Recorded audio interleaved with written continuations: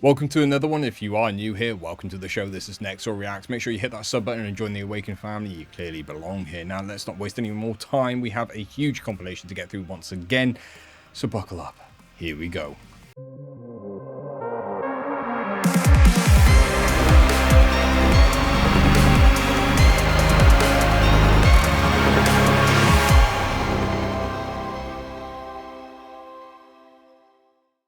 Are you or anyone in your family part of the Illuminati? No. The current version of history that we've been told is not only incomplete, it's just wrong. It's just flat out wrong. Whether they were big civilizations in Illinois 10,000 years ago, which there were, by the way, how can we not know that? We sent a man to the moon, and you can't replicate the technology that created, you don't even have a good guess as to how they were built? We don't. We don't even know when they were built. But why would anyone care? For suggesting that our historical timelines were wrong, and there had in fact been advanced civilizations in earlier moments in time, and that they had been eliminated somehow through climactic events, through natural disasters, and that we're not aware of that in any detail. It kind of seems to be true. Well, why don't we know that? And what does it tell us about ourselves and about the past that we don't know? That's what I would think people would ask. And I know that what I learned as a kid is wrong. What do we know about ancient civilizations? And the answer is like basically nothing. Did you read about Tartaria? They're blaspheming the Lord Jesus Christ. This off. What's that right there? Black metal. Black metal also has black magic in it. I used to be in Haitian voodoo. So this is an altar. I know they pour the alcohol onto their deity, and then they have the candles and they light it up, and then this is a sacrifice onto their deity. Do you know what deity it is they sacrifice onto? It's a Baphomet. You don't know? I don't know how we ended up here, but we are in a satanic church. These are high-ranking Satanists. I've told you that this ain't fiction, it's real. As of 2025, there are up to 100 officially registered satanic churches worldwide and around 400 active local chapters. These aren't secret bases, these are all real congregations with rituals, altars and followers who openly worship darkness. And while most people scroll past and think it's just stories, these groups are growing quietly, globally and legally. They call it freedom, they call it the truth. Every one of those churches has one thing in common: they've turned away from God. Let me know your thoughts and comments below. Kind of a mixed bag of clips to kickstart our Red Pill compilation today, from Hollywood to Tartaria to satanic cults. And you could argue that two of those are one of the same thing. I'll let you guess which ones I'm referring to here. But how about we actually get on right into some of the craziest breaking news headlines. There has been a lot going on over the last few days, so how about we actually catch up on some of what's been happening. Let's go in.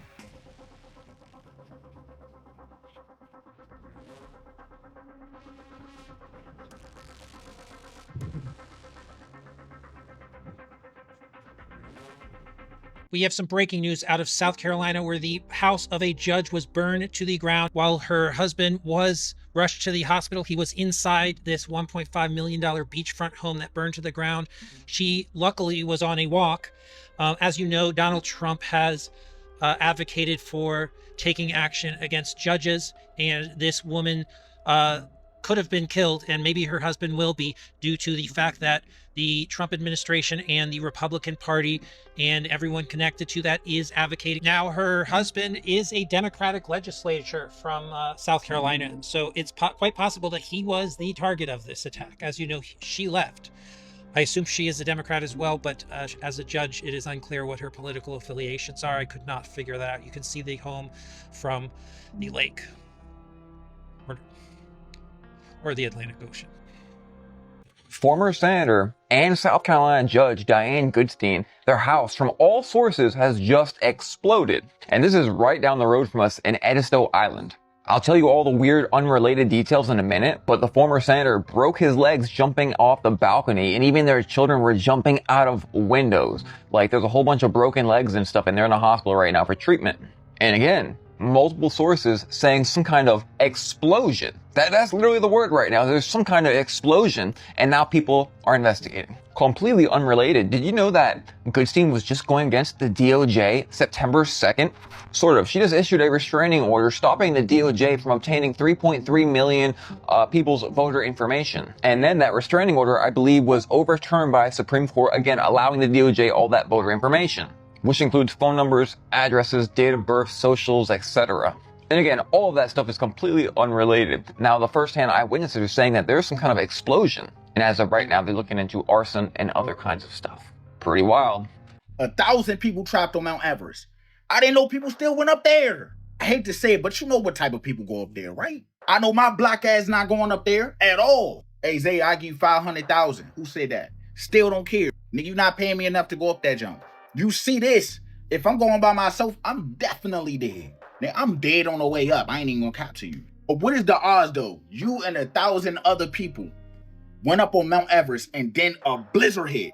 Is that common? Or is that like rare that the blizzard hit at the time they went up to the top? Hey, I'm praying for them, though. They probably tortured right now, bro. They probably freezing to death. Probably going through hypothermia. Like, what do you do in this situation? Like, I know nobody can really get you with a blizzard going on, but how do you keep warm? Do all these motherfuckers just pile on each other and, like, rub each other back and forth? Like, what do you do? This sounds like that TV show I seen, or was it a movie? I don't know. Where the plane crashed in the snow and all these people had to survive. I think they started eating each other. They did say 14 people out of them 1,000 is confirmed missing right now. And they can't even see them because it's 0% visibility because how bad the goddamn storm is. But y'all, keep them in y'all prayer. I'm gonna keep y'all updated. This shit wild, fool. So, update on Greta Thunberg. As of October 6th, she is still in Israeli detention. Israel officials say she will be deported later today along with other flotilla activists. Greta and other activists accuse Israel of abuse, but they deny it. Last week, Israel intercepted the flotilla that was on international waters trying to deliver aid to Gaza. They arrested over 400 people from 40-plus boats, Greta being among them. Israel media and briefings say that Greta will be deported to Athens, Greece later today along with 70 others to then connect home. At the time I'm recording this, she has not been released yet, and that is roughly 10 a.m. October 6th, 2025. Some activists have already been sent to other countries such as Turkey, but there are activists still missing. Released passengers and their legal teams have alleged degrading conditions, including a lack of food and water, a lack of medical care, and humiliation. Israel's foreign ministry calls these brazen lies and says that rights were upheld. And lastly, the footage going around of Greta is old footage from July. She is still in custody, and I will continue to make updates as they come out. Look, I told you all in the last episode where I'm at with this whole flotilla stuff. All I'll say is this: the hair. The hair doesn't lie. I'm not sure how someone's hair can grow that fast in less than 20 days. That's all I'll say on that without going over what we did in yesterday's video. So how about we actually move on to some breaking weather news for now. Check these out. Now is the time to tackle winter blues before they even begin. Shorter fall days could start messing with your body clock even far in advance of cold weather. And that's because it has nothing to do with warmth. It's light that your body is craving. Using a light box or light therapy now can help regulate chemicals like serotonin and melatonin. Even 30 extra minutes of light exposure helps keep seasonal depression at bay. But just so you know, your phone screen doesn't count.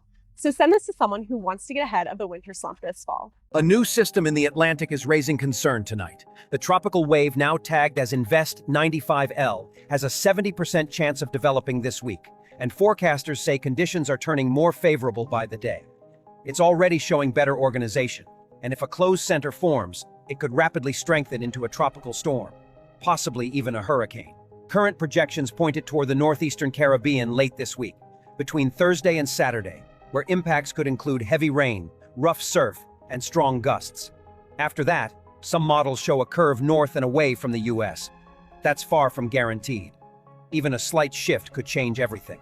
We'll be watching this system closely, and we'll update as soon as it shows signs of development.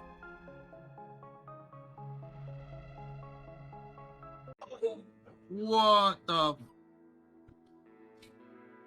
I think that might be a gas station or something. Gas. Whoa! Oh! What the?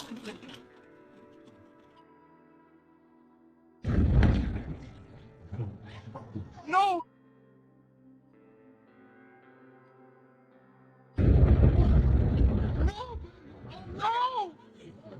Are we dangerous here? Yeah, we're dangerous. Oh my God! Oh dear! Are you filming? Yes, I'm filming. Wow! Wow!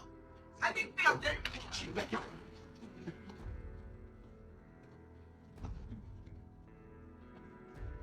Let's go! Let's go down! Let's go! Stop! Drop it down! Right in front of us! Look! It's right in front of us! Drop it down! Oh no! Oh no! Oh no!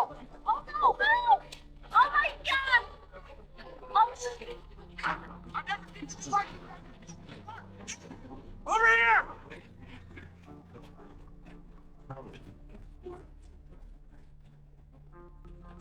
There he goes. There he goes. 3 down.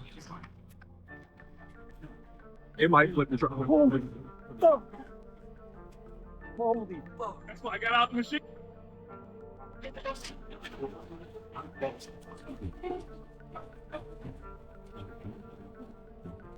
There it goes. Wait, up.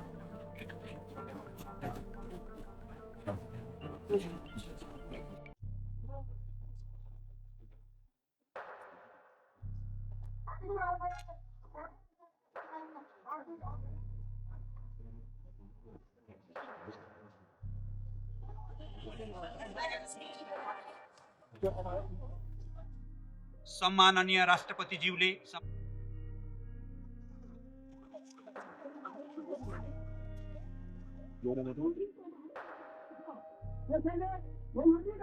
After more than a century of silence, Kronotsky volcano has erupted. At 3:50 a.m. UTC on October 4th, 2025, the summit exploded without warning, sending a massive column of ash nearly 9 kilometers into the atmosphere. Within minutes, satellites tracked the plumes spreading rapidly to the south and rising higher with each burst. The aviation alert was raised to red, the highest level, as flights were rerouted to avoid the expanding cloud. Experts warned that the next eruption could push ash to 15 kilometers, entering the stratosphere and threatening air traffic across the Pacific. This is Kronotsky's first confirmed eruption since 1923, and the tremor beneath it has not stopped. Seismic data shows continuous movement, and the volcano remains active and unstable. Scientists are now linking the timing to a major offshore earthquake that struck the region only weeks earlier, suggesting deep pressure changes beneath the peninsula. Kronotsky's reawakening may not be isolated. After a century of quiet, one of the most symmetrical volcanoes on Earth has come alive again. And what happens next could decide how far this chain reaction spreads.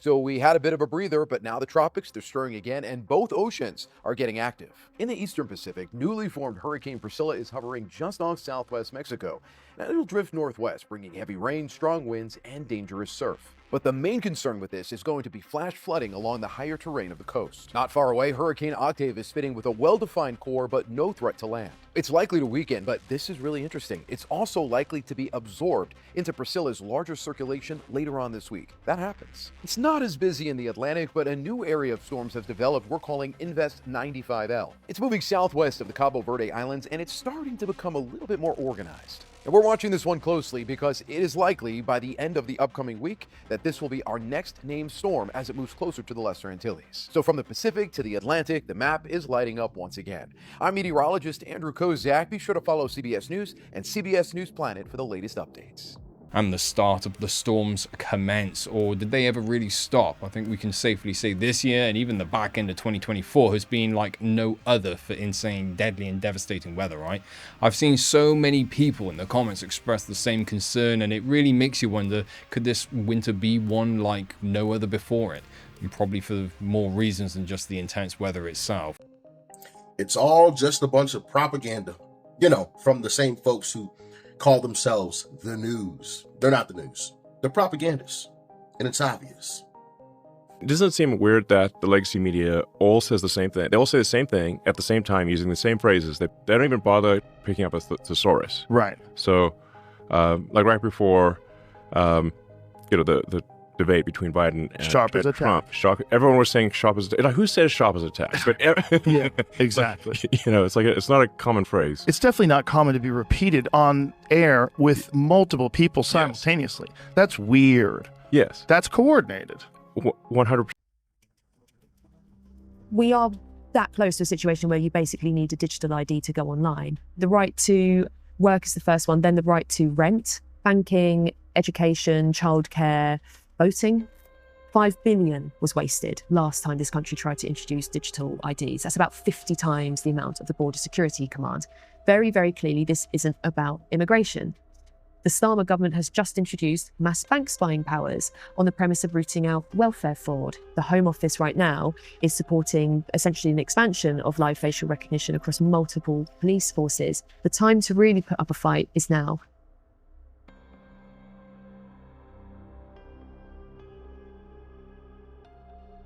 You're a citizen of two countries? Can you really serve two masters simultaneously? By the way, it's not just Israelis who have dual citizenship. Every nationality has dual citizenship in this country. It's not just Israel, and it shouldn't be allowed for a single moment. What is that? Whose side are you on? Don't accuse me of dual loyalty. Well, you're a dual citizen. And moreover, you are not allowed to serve in a foreign military without losing your American citizenship. You're fighting for another country? How can that be allowed? How can you retain your citizenship? By the way, why aren't you serving in our military? If you're fighting in a military for a country, you are not serving America's priorities. You're taking up arms on behalf of a foreign power. You're done. This would seem to be obvious. Many Americans have fought in Israel, in Gaza. Many Americans have fought in Ukraine, by the way, and a lot of other countries for foreign militaries. Lose your citizenship immediately. Of course. Obviously. It's amazing that even exists. Did you know that Michael Jackson was a follower of the Satanist Aleister Crowley? If you look closely at Michael Jackson's arm right here, you see the number 777. Michael Jackson followed the 777 book written by Aleister Crowley. The 777 book was used to summon and channel Nephilim spirits through ancient magic. Now this gets even crazier. There's an article called I Make Myself Invisible by Aleister Crowley where he says he has a hall of mirrors and he contacts spirits this way. Why did Michael Jackson go and buy a room full of mirrors? This is Michael Jackson word for word in Psychic News in 1987. He says, I have one secret room with a moving hall and mirrors. That's where I talk to Liberace. He is the voice I hear in there. I feel his presence so very close to me. Liberace is like my guardian angel. He's even given me permission to record his theme song, I'll Be Seeing You. Liberace was a public flamboyant homosexual. Why would you want to feel his presence and summon him? It doesn't make any sense. Hey, you want to know, here's an easy way to know if you are controlled. Is there somebody or something that you're not allowed to criticize? That's right. Simple as that. If you lived in Nazi Germany, you couldn't criticize the Nazi Party. If you lived in the Soviet Union, you couldn't criticize the Communist Party of Russia. If you live in China right now, you can't criticize the Chinese Communist Party. If you live in North Korea, you can't criticize Kim Jong-un. Okay. If you live in Cuba, you can't criticize the Cuban Communist Party. If you live in America, who can't you criticize? Who can't you criticize in America? The Jewish lobby. Yes. On both sides. Right. That's right. That tells you who controls the country. What's that? Oh, one of my followers that sent me the story about how he went to Antarctica working for the government and how there were black blobs that would take people. He said that he started to feel like they were an experiment. What? Yeah, he said with the crazy things going on there, he knew other groups that had actually gone well beyond where these guys were at, and they had actually found different continents. What? But he wasn't really worried about that. What he was worried about is how he felt like that his group was an experiment going in there and would experience all these different things, including all sorts of anomalies, such as he would see the rain come down, but then it would go back up into the sky. He felt like when he was past the wall that time was different. He didn't really age. They didn't age while they were there for several years. He felt like his group was always getting ambushed, and what would happen frequently is a mist would come upon them, and these orbs would pop out of the mist, and if you got hit by one of the orbs, it would put you in an unconscious state for about 2 days. Oh, goody. So you still don't think the music and entertainment industry is filled with evil? Let's talk about Doja Cat. First and foremost, Doja Cat dropped this song, Demons, and I'll show you the date. Doja Cat's song, Demons, was released on September 1st, 2023. Keep that date in your head, folks. Now I want to direct you to a short clip from her music video for the same song. Lots of people that were sleeping say lots of people's hopes and dreams are finally trashed now. First of all, if you can't see what's wrong with that and the evil in that, I don't know what to tell you. But also, notice that this Demons cover actually took place on the Friends couch and in the style of the show Friends. That's important. Because just 2 months later, Matthew Perry, the star from Friends, would you-know-what under very mysterious circumstances. Mind you, they told us that he took too much of something and drowned. But we see Doja Cat again on the Friends couch 1 or 2 months before, and we see her in the music video being pulled into water. Come on, guys. The UK got to finance cars? Is it a trick question? Because the UK doesn't have finance. The City of London has, and it's not part of the UK. Good answer. Good answer. It's international, is right. The City of London is outside the United Kingdom. You know that. It's really shocking.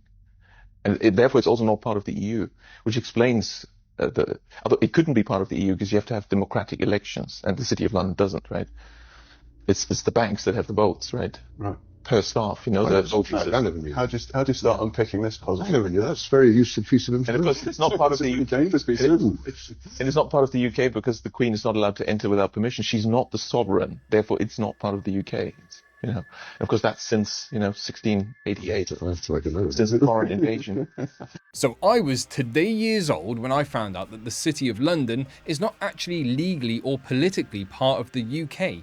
Let me break this one down because it's insane. I had no idea, and I'm pretty sure they don't want people knowing this, but it's not actually governed like the rest of the UK. It has its own local authority, the City of London Corporation, and its own mayor, the Lord Mayor of London, not to be confused with the Mayor of London we all know, Sadiq Khan, who's been lovingly dubbed the worst mayor in the world, according to Trump, and I'm maybe inclined to agree. The Lord Mayor, by the way, is some chap named William Russell, and why the hell am I only finding this out today? So the City of London, the square mile, the real London, some might say, is actually a corporation, which is insane. Even the monarchs need permission to enter it. To put it bluntly, people say that its own space is its own country, which, if you think about it, is eerily similar to the Vatican. So is your tinfoil hat tingling yet? I certainly learned something new today. And if you are new to the show and you want to continue learning interesting things like that, make sure you hit that subscribe button and become a part of the Awakened family. You clearly belong with us. Are we getting into a new war because Donald Trump just posted this, says True Social? It will be a big day with the Navy leaving now the United States as the greatest military by far in the world. This will be a show of naval aptitude and strength. Enjoy watching. It will be broadcast everywhere. President DJT. What's he even talking about? Where is he going? What's going to happen? I don't know. I'm curious just like you. Do you have any ideas? If you do, comment below. We're gathered on this storied waterfront to celebrate 250 years of strength, tenacity, and unwavering courage by the greatest fighting force even. And that's true. No matter where you go, no matter what you even think about, there's nothing like the fighting force that we have. I like your life better than mine, I have to be honest with you. Sailing on those beautiful waters all the time, you're so lucky. Because the American sailor never quits, never fails, and never, ever lets us down. They've never let us down. Thank you. The Democrats are demanding is that illegal aliens that care for them in an emergency room should be reimbursed at a higher rate. To the hospitals. To the hospitals than American citizens, young pregnant women. They want to pay more for illegal aliens than U.S. citizens, and we are against that. The reason it's illegal right now for illegal aliens to receive taxpayer-funded benefits is because Republicans wrote it into the law July 4th. Don't take my word for it. Look at page 57, section 2141 of Chuck Schumer's counter-proposal. It's on my website at speaker.gov. Everybody go look. Don't take my word for it. Read their section. They want to reverse those changes. And here's yet another clip of Donald Trump proving that he's for Americans. I'm just saying. Y'all, I'm a truck driver, right? Let me tell you the effects of Donald Trump. This company called me begging me to work for them because they couldn't find drivers anymore. Why couldn't they find drivers? Because Donald Trump instituted that you must speak English in order to hold a CDL. That means people who are natural-born Americans, people who have been here for centuries, who built the country, now we get opportunities that all these foreigners would get. Just ask you quickly, you have to choose now between Davos or Westminster. Davos. Why? Because Westminster is too constrained, and it's closed, and we're not having meaning. Once you get out of Westminster, whether it's Davos or anywhere else, you actually engage with people that you can see working with in the future. Westminster is a tribal shouting place. Mr. President, a federal judge that you appointed blocked your decision to send troops to Portland. What's your reaction? Well, I disagree with that judge. I wasn't served well. If they put judges like that on, I wasn't served well by the people that pick judges, I can tell you. Things like that are just too bad. I appointed the judge, and he goes like that. So I wasn't served well. Obviously, I don't know the judge, but if he made that kind of a decision, Portland is burning to the ground. You have agitators, insurrectionists. All you have to do is look at the television, turn on your television, read your newspapers. It's burning to the ground. The governor, the mayor, the politicians are petrified for their lives. And you have a judge like that, that judge ought to be ashamed of him. Kuya Navy! Kuya Navy! Kuya Navy! It is an honor to be with you to celebrate the 250th year since the United States Navy was officially established. Generations of sailors have kept America free because of their presence on the high seas. Your strength, bravery, and sacrifice inspires us all. The President and I just attended an extraordinary demonstration, an inspiring display of skills that reflects the very best of our Navy. Donald Trump, according to Axios, just said this: Trump to Netanyahu on Gaza talks. Why are you always so negative? Remember, this comes after a month or two ago, whenever Trump was leaving the White House to go board Marine One, and he said something along the lines that they don't know what the doing. Well, I think the world is watching, and we can all kind of say the same thing, except we really know what they're doing. It's just that you can't say it or you'll be labeled something. So, but the world is watching, and we have to speak up, raise our voices for our fellow human beings. And this is coming from somebody who is definitely on the right side of the aisle, or so I used to think. Now I've come to the conclusions that both sides are just ginormously. So let's stand up. Let's continue to raise our voices in the best way possible and help our fellow humans. So we've got some big breaking updates. California has joined onto Oregon and Portland's lawsuit against the Trump administration after Trump called up California's National Guard to Portland after a judge prevented him from deploying the Oregon National Guard. That judge, Judge Immergut, has set a hearing for tonight at 10 p.m. Eastern, 7 p.m. Pacific. You heard that right. As a reminder, Judge Immergut is a Trump-appointed judge. She ruled against Trump yesterday and told him he could not deploy the Oregon National Guard in Portland, noting that Trump's entire reasoning was a lie. Portland is not war-ravaged, as Trump claims, and he cannot use armed forces for civilian law enforcement. California is seeking another temporary restraining order against Trump to prevent the California National Guard being used in this way. I expect that Judge Immergut is going to be furious at Trump over him trying to get around her order. Stay tuned. We should have an update soon. Like, repost, and listen to the Midas Touch podcast for more. Are you planning on voting for Zohan Mamdani? I just have to pledge for support. Absolutely. Amazing. And then I just have to read you at least 3 of his policies. Take 2 seconds. Them already. Oh, you like them all? Yeah. Okay, cool. All right, so you're cool with taxing whiter neighborhoods? Yes. Are you white? Yes. Do you think that's race baiting? No. Really? Yeah, it's fine. Who cares? Okay, he's openly discriminated against Italians, but whatever. I'm Italian. Yeah, dang, literally, honestly, pizza's not even that good. Okay, and then he won't sign Holocaust remembrance legislation. You know. Do we need to remember it? Yeah. Yeah. All right. Okay, cool. Thank you. you. Yeah, have a nice day. Thank you. You know what I love about what he did? Go back a little bit. What did he have on? He had a mask on. It is far better to be apolitical than to believe in something you don't even understand. That is just my opinion. It may not be a popular one, but would certainly save you the embarrassment like that. Just saying. But how about we actually turn our backs on politics for now and take a look at some of the latest clips coming out of the UAP world right this second. Let's head on in. This was seen over Australia just the other day. Lots of strange stuff going on, Booshkies, and it's happening all over the world. Shabadoo, Booshkies, shabadoo. Jamie, pull up an image of it. It's very strange. The face on Mars. The initial images were very grainy, but did kind of look like a face. Then the new images from very close to Cydonia that show a very clear square. Minimum size of this thing is 300 meters across, and it's a full-on square. Nature does not work in 90-degree angles. You're not going to get that from wind or water. So when you see 90-degree angles, there's an intentionality underlying that structure. Groups like this Nordic group. There is an African-looking group. There is a Polynesian-looking group. I think we're going to find very few of these extraterrestrials are Caucasian or blonde hair, blue-eyed, like a lot of people depict. Many of our cosmic cousins from the local 52 star cluster are people of color. And when we get to a point to our cosmic cousins actually visiting and integrating with us, we are going to be forced to deal with some of our petty racist programs.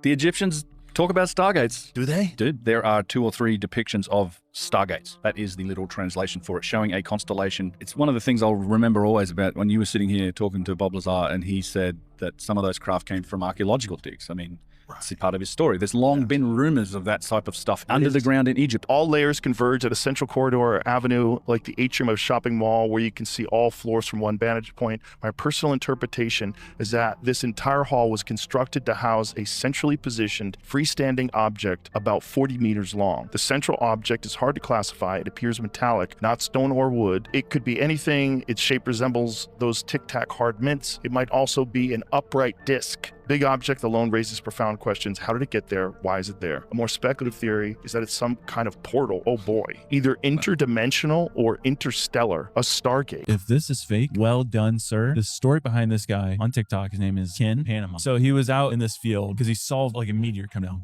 Yeah. He runs over, there's a crater, it's smoking, digs through it, and he finds this little silver meteor looking thing, takes it home with him, has been observing it for probably the past month or so. And he does stuff like observing like what it interacts with. So he like put a leaf on it and it just burnt through the leaf, but he can touch it. Then one day he wakes up in this, he has it in this glass petri dish. It's growing something and it's moving. What, dude, is happening? And it's growing and growing. It looks like venom. And so now he has it in like a deep freezer and it's like this big. Ew. What in the world, dude? That is seriously venom. If this is fake, well done. Dude. And if this is real, this is the scariest thing. It has to be fake because why wouldn't he be in a lab right now? This is out of a sci-fi movie. I know. Could you imagine if this was like a movie's marketing strategy? That would be a genius move, and then it's like coming soon or something like that. It might be. Like sugar on my tongue. The results are now finally visible on Google Earth. They turned out quite different than expected, so let's find them.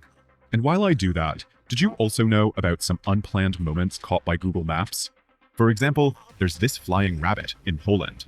And then there's a number of times where Google kind of pranked the users back, because why would they post these photos?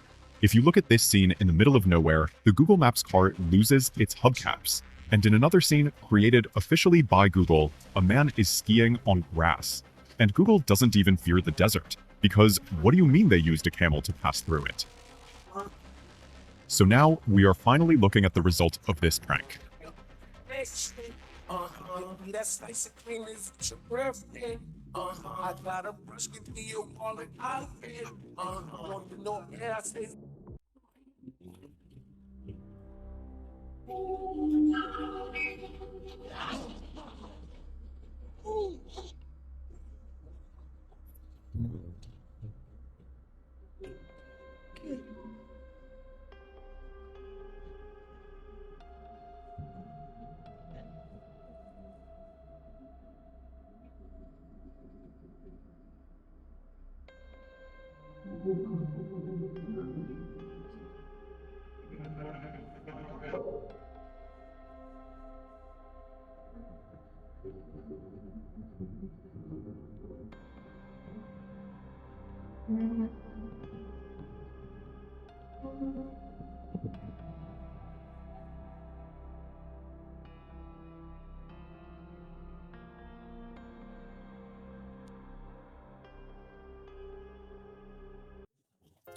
Wow, the most clearest pictures ever we've had of interstellar object of 3I Atlas. They are amazing.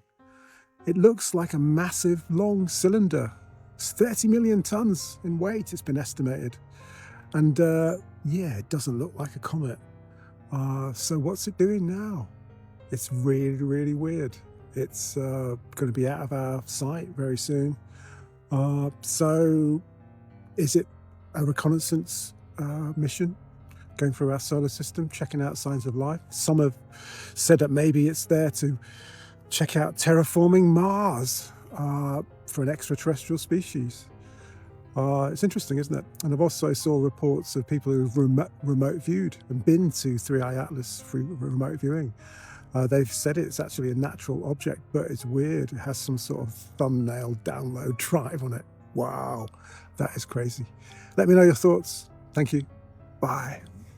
It's a plane with the lights. No, it's not. No, it ain't. No, it's not. There's no clouds. Shh, quiet. That's a UFO. Look at it on the camera. It's like a dome. That's a UFO. Quiet. What the fuck? Like literally, dude, that's the sky right there. Dude, are we watching a shoot? Shut up, Dark. No, that's not moving quick enough. There's no tail. That's a UFO. There's no blue or red. Oh, something's coming off. What the Coming right here. It's not like an aura. You've never seen anything like it? I got my video on $2. What the fuck is that? Dude, this is nervous. Look at the UFO. Look how the light's going off in two sides, though. Look, it's moving. Look at the lights moving around it. What the fuck? It's hovering. Oh my god. Oh my god, see that? Look, it's going up. It's taking off. No. What the? What the? It went out to space. What? It just went out to space. What the? It just went out to space. What the fuck? Holy Oh my shit. god. Hey guys, Vandenberg could have launched something. As you were saying, That could have been as you were Vandenberg. saying, no alien. No. Hey, Bro, that. no. Wow, this is ridiculously awesome. This is a brand new image of what's said to be 3i Atlas taken by a rover from the surface of Mars. It's almost like Earth's got our own little paparazzi up there catching a interstellar visitor creeping by. However, 3i Atlas may not actually look like this image, and here's why. So NASA's Perseverance rover captured this image on October 4th using its onboard nav cam. Shortly after it was released, Representative Anna Paulina Luna shared a post on socials saying that she'd spoken directly with Dr. Avi Loeb about this image. And according to Loeb, this image is claimed to be from the Perseverance rover on Mars. If real, the elongated cylinder could be caused by smearing due to a long exposure time of the camera as the source moves across the Martian sky. And they'll keep us updated. So what we're seeing may not actually be 100% accurate. We may be seeing that motion blur of the object moving across the frame. I mean, this particular image is drastically different looking than an image taken by the creator named Dobsonian Power a few days ago. I mean, this is crazy. I won't lie. This is just bizarre looking. Anyhow, stay tuned and I will keep you updated as new information comes in and new imagery does come out. It is getting interesting. Well, so we've got some new images of the 3i Atlas supposed comet, which is like a cylindrical light, which I'm going to show the images here. These are released today. It's not been confirmed. That's all I'm going to say. It's not been confirmed that these are legitimate, but it's doing the rounds. And it's looking like these are the real pictures of it. But there's something I've just come across, and it is very, very interesting. On the YouTube channel, Dobsonian Power, he has his own telescope, and he's observed this 3i Atlas, right? At some point during his watching of this object in the sky, it seems to stop. It stops, like, en masse. And I thought it was bullshit myself.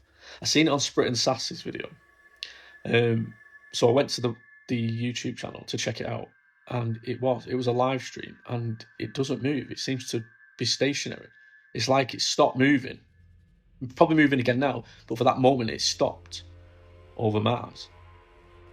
Go to this channel, Dobsonian Power, to check it out. And no, this is not a troll video.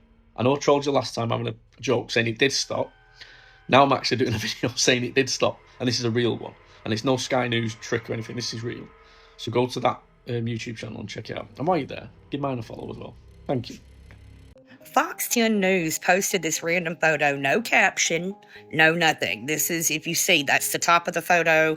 So I went and got a screenshot and blew it up, and let me show you. I mean, like, be honest with me. What is this? And they're definitely not trolling. Something came up out of the ground, it looks like, and then there's the three figures. 1, 2, and then a third. Here, this is a little bit better, but look at the comments. Looks like 3 aliens watching their crashed ship. So yeah, my mind immediately went there because that's so random. No headline, just Fox 10 posting a picture. Okay, no, I mean, like, they literally have said nothing about it, and it was 6 days ago. I don't know if anybody knows that is, let me know in the comment section. Be honest with me, because I'm really hoping that it's aliens. I'm really praying that it is aliens, for real. So of course, the hot topic right now is 3i Atlas, which, by the way, I'm still firmly convinced is nothing more than a comet, or at least some kind of space rock we just haven't categorized yet. But that Fox News post, what the hell was that about? I'm putting the image they posted here again for anyone else like me who's been trying to figure out what we're actually looking at. Can't find the original post myself since I don't have Facebook, but when you zoom in on this image, it almost looks like a road of some kind with what is clearly on fire. But if you squint a little, it also looks like some sort of explosion. And honestly, what is it with these companies like Skunkworks and even figures outside mainstream media dropping these cryptic posts with zero context? This isn't the first time, or the second, or even the third if you count Trump's constant cryptic posts on Truth Social. It's just getting to the point now where it's hard to ignore that something is brewing, and it really feels like they're trying to tell us they know something without actually telling us that they know. You know? But speaking of creepy, how about we actually check out some of our more paranormal and supernatural clips from across the internet right now? Take a look.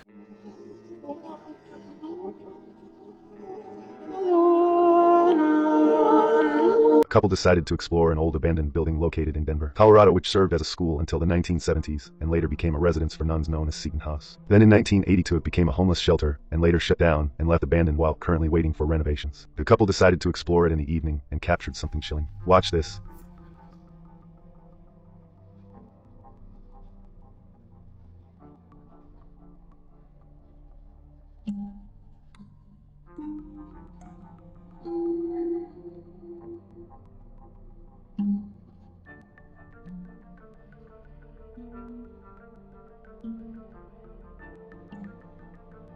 Don't forget to follow me for your dose of nightmare fuel. So there's a town so infested with crickets that exterminators have literally given up trying to stop them. The insects have taken over everything, walls, sidewalks, homes, and they're multiplying faster than anyone can kill them. And while they aren't exactly dangerous to humans, they smell absolutely terrible. They destroy crops and vegetation, and worst of all, when they don't find food, they start eating each other. People are waking up to find carpets of dead and live crickets covering their driveways, front doors, and even inside their homes and vehicles. Local stores are sold out of bug spray, vacuums are constantly breaking, and some residents are literally duct taping their windows shut just to keep the smell out. And that smell, it's from thousands of rotting cricket bodies left behind after they swarm, die, and pile up everywhere. The city has been trying to clean it up, but it's no use. The crickets just keep coming back, and each day it gets worse. One local even said it's like the bugs are immune to everything, and that nothing short of fire would stop them. Right now, people are treating it like a natural disaster. Some are leaving town, others are boarding up and waiting for it to pass. No one knows exactly how it got this bad, but it's already being called one of the worst infestations in years. They noticed their neighbor's house was on fire, and without even thinking, they ran straight to the door. They knocked and shouted, but no one answered. Smoke was already pouring out of the windows, and panic started to set in, so they forced the door open. But what they found inside was shocking. Rick. Hey, keep going, keep going. Keep on. Try. Let's go on there. Move. Hold my hands. Take it, Enzo. All right. Go. Okay. Enzo, be careful in there. All right.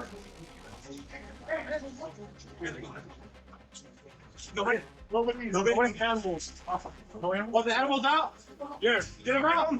Where's the dog? Just minutes before the house went up in flames, they managed to rescue two tiny puppies hiding in the corner, saving them just in time. In Thailand, you can find giant petrified beings. And guess what? You didn't believe me. You didn't believe me. When I say I got your ass. Oh, we got your ass. Look at it. Look. Is that a turtle? A turtle? What is that, brother?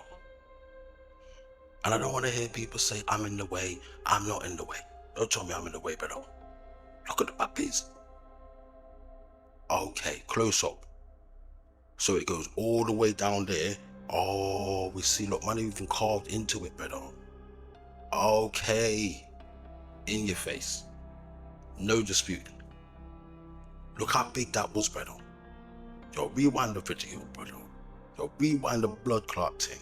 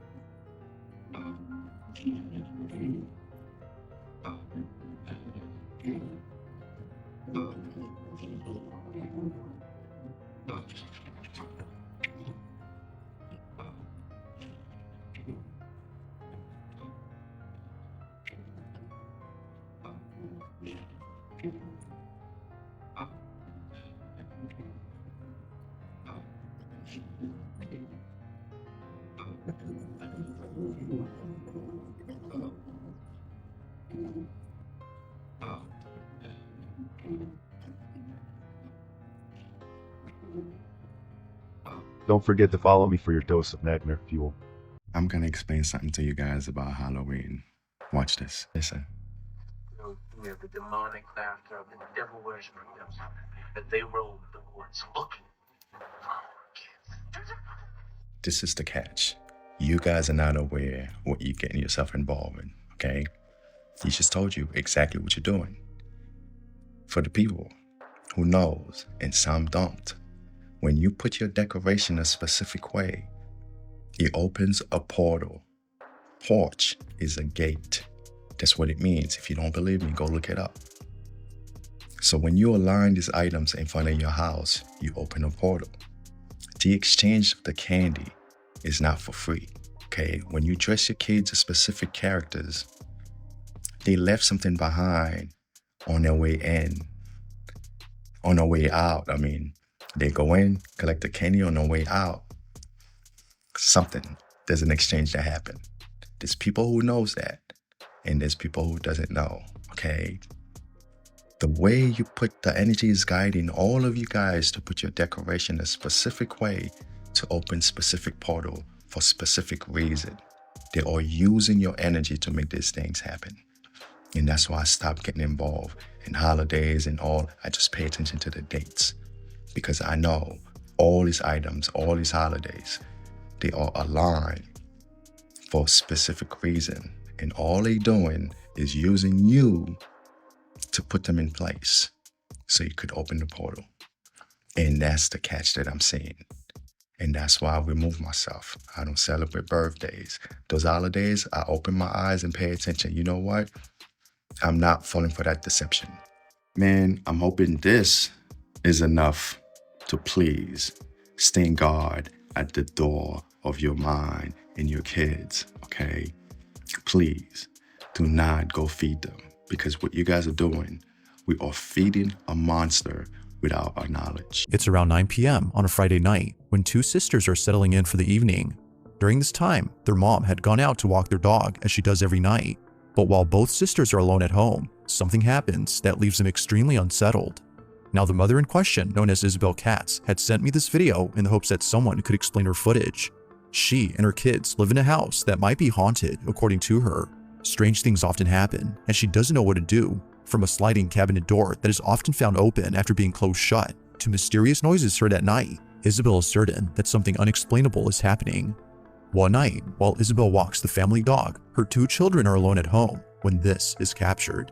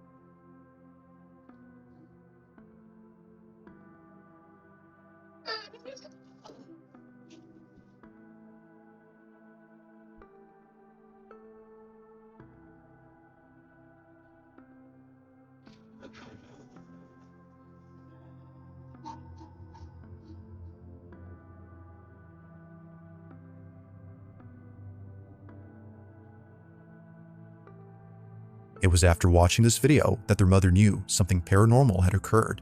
At first, one of her children sees something that terrifies them beyond belief. According to her, she had seen what looked like a tall figure standing inside the master bedroom. It wasn't exactly clear as her daughter states, but she knew something was there, and her sister can attest to this as she too had seen something tall inside the room.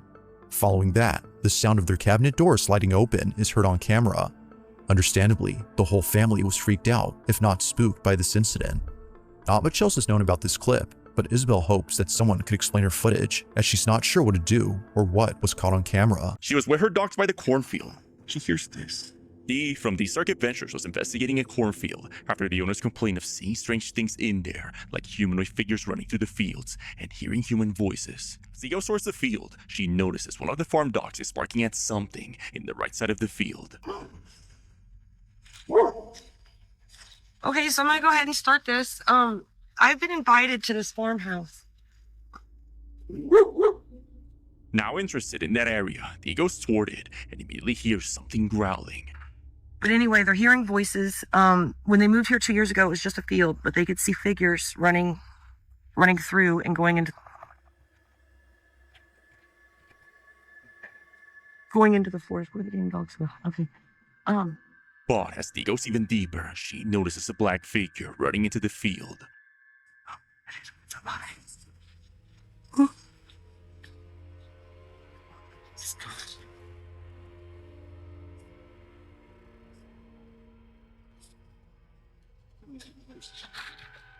Oh my God. Creeped out, but wanting to get a closer look, she looks for this figure again and immediately regrets it. Hi. Hello? Huh? Hi. Dan. I'm gonna get you guys up right now.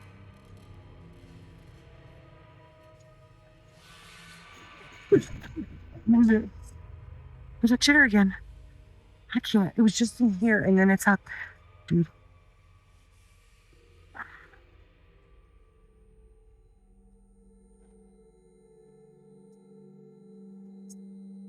No, movement.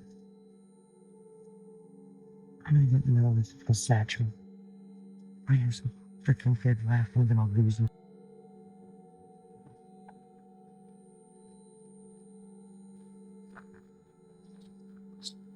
No. I'm not doing that.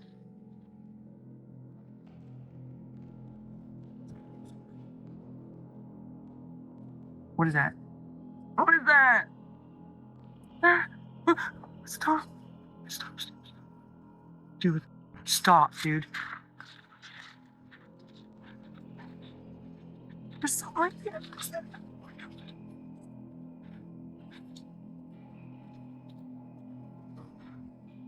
I don't remember that going on.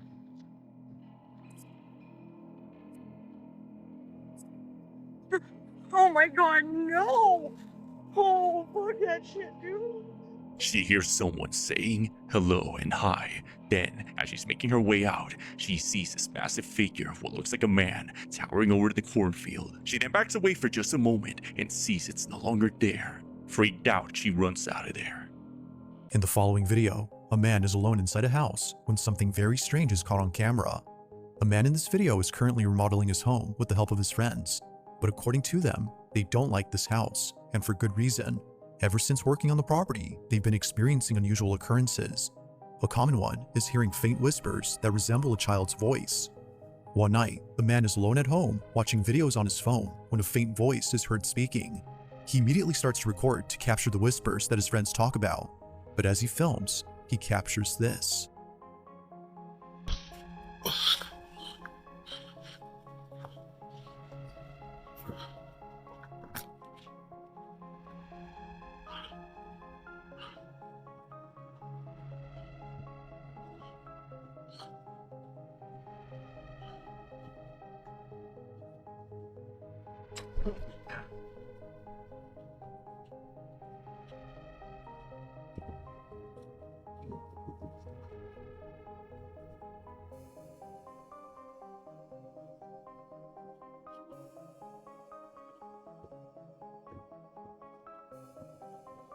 No whispers are heard on camera, but a loud noise is heard instead.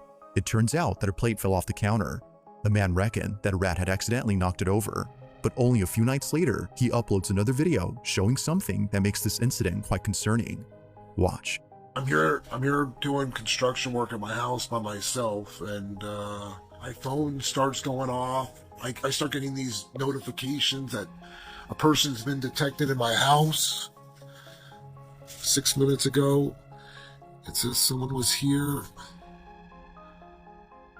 Look. There's nobody here.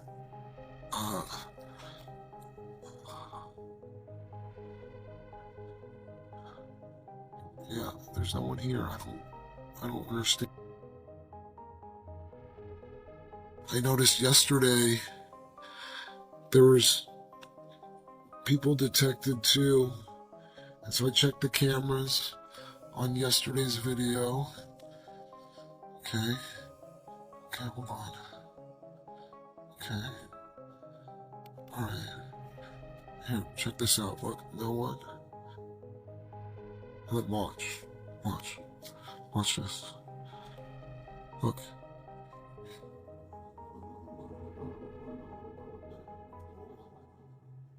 And then it just disappears. And then I check the second camera in the room. And check this out. Look. There's a shadow right there. But there's no person. I don't know what to say. If no one was inside the room, then who or what was casting the silhouette? The notifications on the Ring camera say that someone is there, but clearly no one is. Even the second camera, which is also in this room, shows that nothing is obstructing light. If something had been in front of it, the shadow would have made sense. Now the video becomes creepier when looking at the shadow itself. Viewers noted that the figure has a crooked neck. The way it's bent, according to them, is similar to that of someone who took their own life using a rope. Not knowing what else to think, the property owner has been feeling uneasy. He has yet to explain this, but given what occurred in the video before, he can't help but think that something unexplainable is going on. Just what exactly was caught on camera? The following video comes from a real estate agent who caught something pretty creepy while filming herself on camera. She was filming a video for clients who are interested in buying the house she's selling. She often does video tours of houses that clients have requested to see. In this case, a few clients had requested to see a property during the evening as they wanted to see how the interior lighting appears at night. So, she arrives at night and starts her video tour with an introduction, but as she records, she captures this.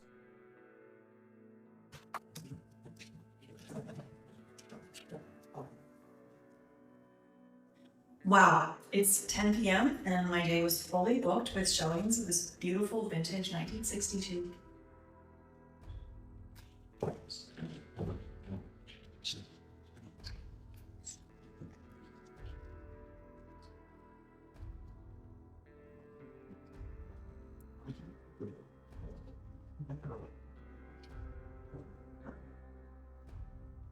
Wow, it's 10 p.m. and my day was fully booked with showings of this vintage 1963 bungalow.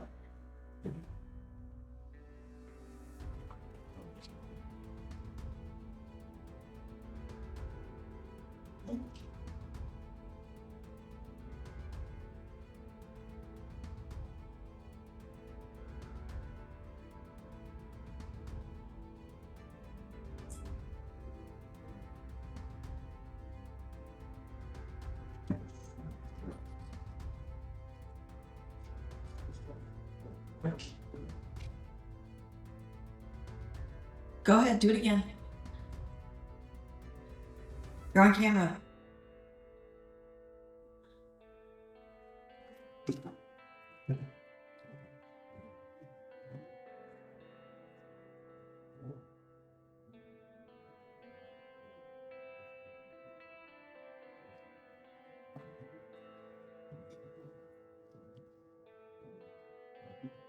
Open this door.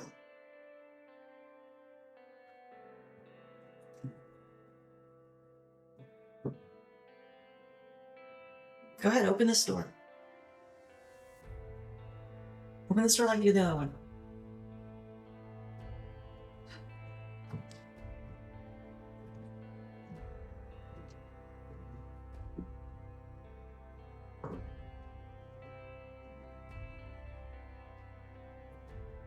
Come on, just move a glass or something.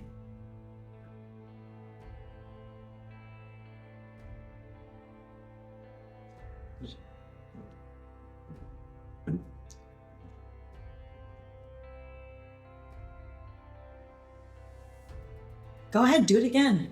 Not scared.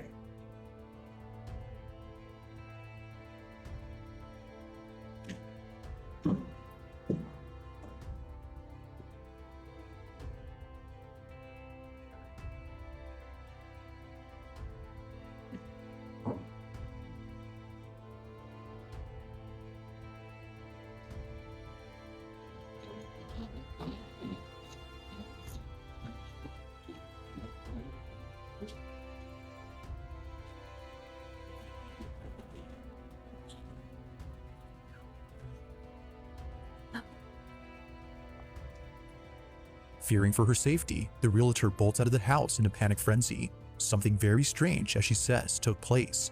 Now, something else happens in this video that the realtor missed on the first viewing, and it happened somewhere in the beginning. On her second take, before the door opens, one of the portraits on the wall starts to change. Thank you. And my day was fully booked with showings of this vintage 1963 bungalow. If you look closely, you'll notice that the face in the picture begins to darken. But after a couple of seconds, it changes back. The realtor hadn't seen this when it happened, but if she had, she would have freaked out, as she says. Now, it's worth noting that she came to this house earlier that day and was already feeling creeped out during her time there. Join me on a tour of this charming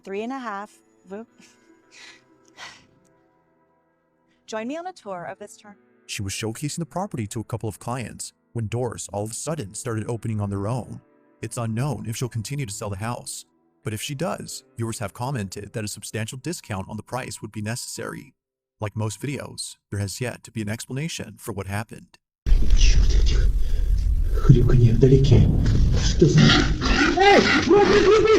Okay, so that last clip caught me completely off guard there, but as I broke down in yesterday's video, this is AI. And the telltale sign is the clip length. It's 7 seconds long, which means it is AI generated. Sorry folks, but how about we actually move on to something less obscure, but equally as creepy, and that is the latest health and medical conspiracies and breaking news clips, and yeah, you're going to want to check these out.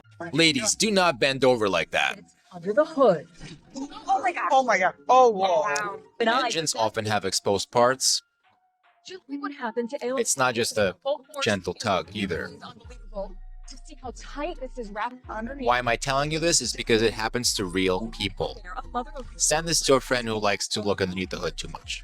Fastest way to hormone disruption, dryer sheets. This stuff, when I was chemically sensitive, it was one of my biggest triggers. It would ruin my afternoon. My staff would literally tell people, please, you can't come in if you use fabric softener. These chemicals are absorbed right into the skin, into the bloodstream. There is at least 6 neurotoxins in these products that we're absorbing. There's natural ones now. There's even dryer balls that you can use. The stuff works. Just get rid of this in your home. I had to get my rib removed for this rare like blood syndrome thing, and they gave it back in this little vial filled with liquid, and there was still like meat on it, like muscle, and so I boiled it in this pot, and then at the end I had a rib with cooked meat on it, and I tried some of it. I ate some of it, so I have eaten some of my own human flesh. First rib is sometimes removed for thoracic outlet syndrome. It's when it impinges on the subclavian vein. It can cause some clots. Now, eating your own rib, personally, not something I would recommend for a variety of reasons. One of them being it is stored in formaldehyde, which is a very potent class 1A carcinogen. Yeah, no.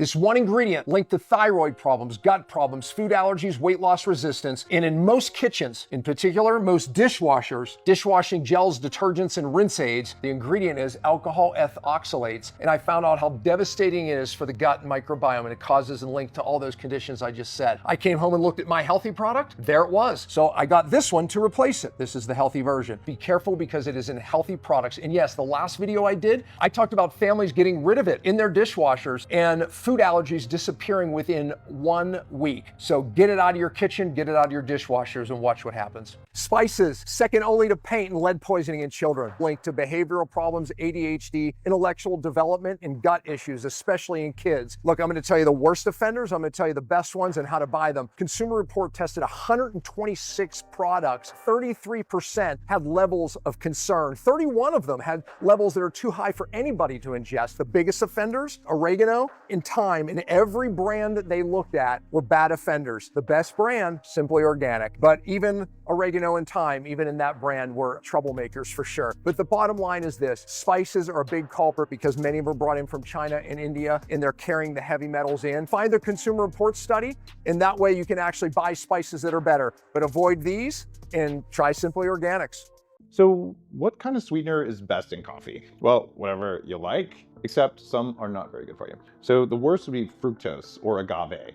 Those are not good choices because they cause glycosylation, which is aging of your tissues. They raise triglycerides, they're just bad for you. And even worse is artificial sweeteners, because those wreck your leptin system and they wreck your gut bacteria. Things like sucralose, NutraSweet or aspartame or amino sweet, whatever they call it these days to try and tell you it's not in there. Don't do any of that stuff. So what should you do? Number one, allulose. Allulose is a sugar alcohol that's actually good for your metabolism. And I don't recommend xylitol and erythritol, even though I used to recommend those things. And erythritol is now, they're finding in studies associated with long-term cardiovascular risk. And xylitol can convert to oxalate in tissues. Xylitol is basically poop fuel and erythritol is fart fuel. So if you have gastric upset, allulose is totally safe. You can also use monk fruit if you like that. And my least favorite, but still on the okay list, would be stevia, just because it has a bitter taste for a lot of people. Or you could just get good coffee, like my favorite brand, Danger, well, you know, because I made it, that just doesn't need sugar because it's really good. What are we feeding our babies? If you don't have a baby, this should still interest you because you know people who do. Most baby foods are in plastic. And yes, they're marketed natural, and typically there's little things about how much vitamins and minerals they have in it. This plastic obviously is giving off chemicals that disrupt hormones. If there's any time that we don't want to expose a human being to plastic and disrupt hormones, it's babies. You can come down here and you can find the glass, and of course it's more expensive, but the fact is it's still a non-organic product. It's carrying a chemical called glyphosate that is inflaming the guts and setting kids up for allergies and autoimmune later in life and other problems. It is very important to do all organic, out of plastic. If we can make it at home, make it at home. That's even cheaper, using organic fruits and vegetables, but keep the stuff. Do not buy stuff in plastic for babies. Absolute disaster hormone disruptors. Please share the video.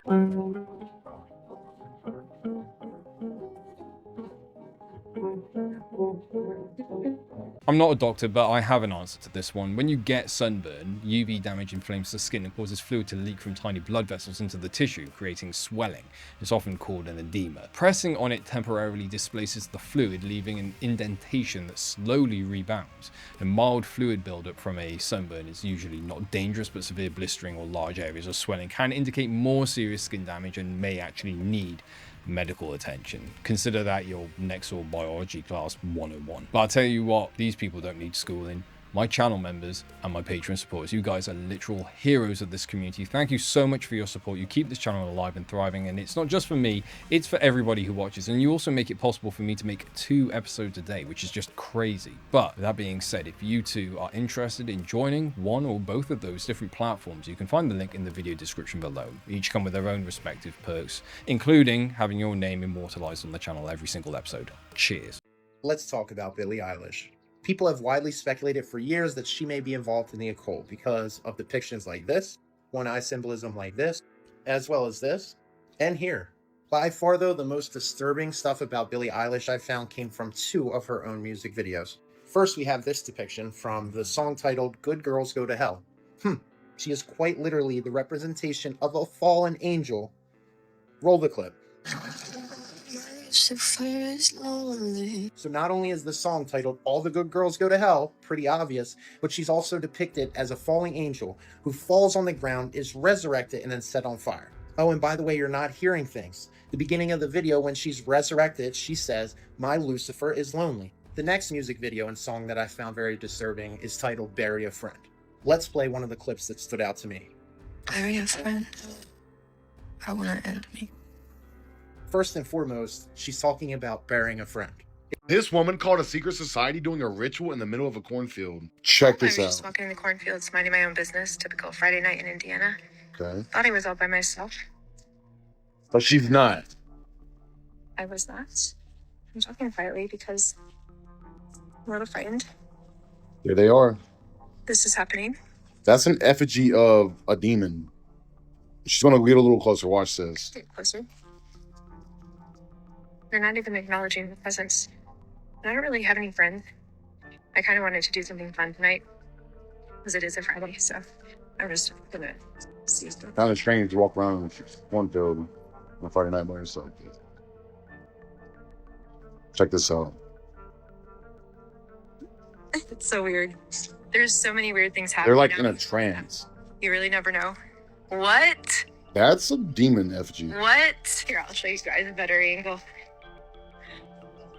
Pretty nice. Stay weird, y'all. Some Well, strange things going on. Gonna hang out here for a little bit with my new friends, and I think this is what Jimmy Savile was doing. And when it come on top, he would call in his friends from the Satanic Lodge or whatever it was he was involved in. You look at the rate, it's a who's who of the political and the entertainment world. Now, there's people high up there. It's all there. Again, they say hidden in plain sight, right? What do the Masons call it? Veiled in allegory. That's their thing, right? Now, every one of his interviews, he's doing that karmic thing to get rid of the karmic debt. He's telling them what he is. There's not a girls' school, I'm not feared, and my case gets up. Let's look at the therapist who allegedly worked with two of Savile's victims. Her name is Valerie Sinerson. She claims that two of his victims have experiences that sound like satanic rituals. One in Stoke Mandeville Hospital. She was led into a candlelit basement with people in masks and robes. Allegedly, she could hear people making satanic chants. And the other woman claimed something similar happened in London. Again, with masked robes and people making these chants. Again, we can only speculate because all of this stuff conveniently came out when he'd already perished. When you start looking at testimonies from people who have never met each other, never had a conversation, and they talk about similar things, it's pretty obvious what's going on. Everything makes sense now on why Ice Spice was acting weird, y'all. Look at the picture. Look at who she's in the picture with. This lady has been behind some of the craziest pictures. And one of them being the jump with Travis Scott, where it looked like his soul was leaving his body. This lady is openly satanic. And I really believe Ice Spice is almost completing her ritual, fool. It started with Taylor Swift. Everybody already know when she was at the football games with Taylor Swift, and then the camera went on Taylor and her, and she did a little sign. Y'all know what sign I'm talking about. If you don't know what I'm talking about, go look it up. I still believe Taylor is her handler, but she's completing it. This video, I don't know who this fashion dude is, but I guess he's somebody of significance because the way he gripped on Ice Spice, it looked like they dating. But maybe he just, I don't know. Y'all look at the video. Who is this dude? Look at how he playing his hand on her belly. He gripping the waist. Look at this. Watch his hand placement. I need y'all to look at his face, look at her face. Look. Hand. Look. What the Is that a face of regret? I might be tripping, but that's why I got chopped for. Let me know in the comments. Do y'all think I'm tripping? Or am I onto something? Well, do y'all notice? Dark predictions for November 2025, part 1. These are just predictions, not facts. Sometimes they happen early, late, or never. Just how they work out. The first thing I see is a mysterious train crash with nearly 100. The next one I see is the first country goes into lockdown. Again, just predictions. I hope none of this happens, actually. Celebrities file major lawsuits to stop AI videos of them doing anything and everything. It's not going to be successful, though. There's no way to stop it. I see a comet nearly missing the planet and having a big show on social media. Like, a lot of people see it, so we'll see how that goes. I see record-breaking floods in the north. I'm seeing a giant spike in energy bills. People are forced to live in the cold, which actually causes them to get more sickness.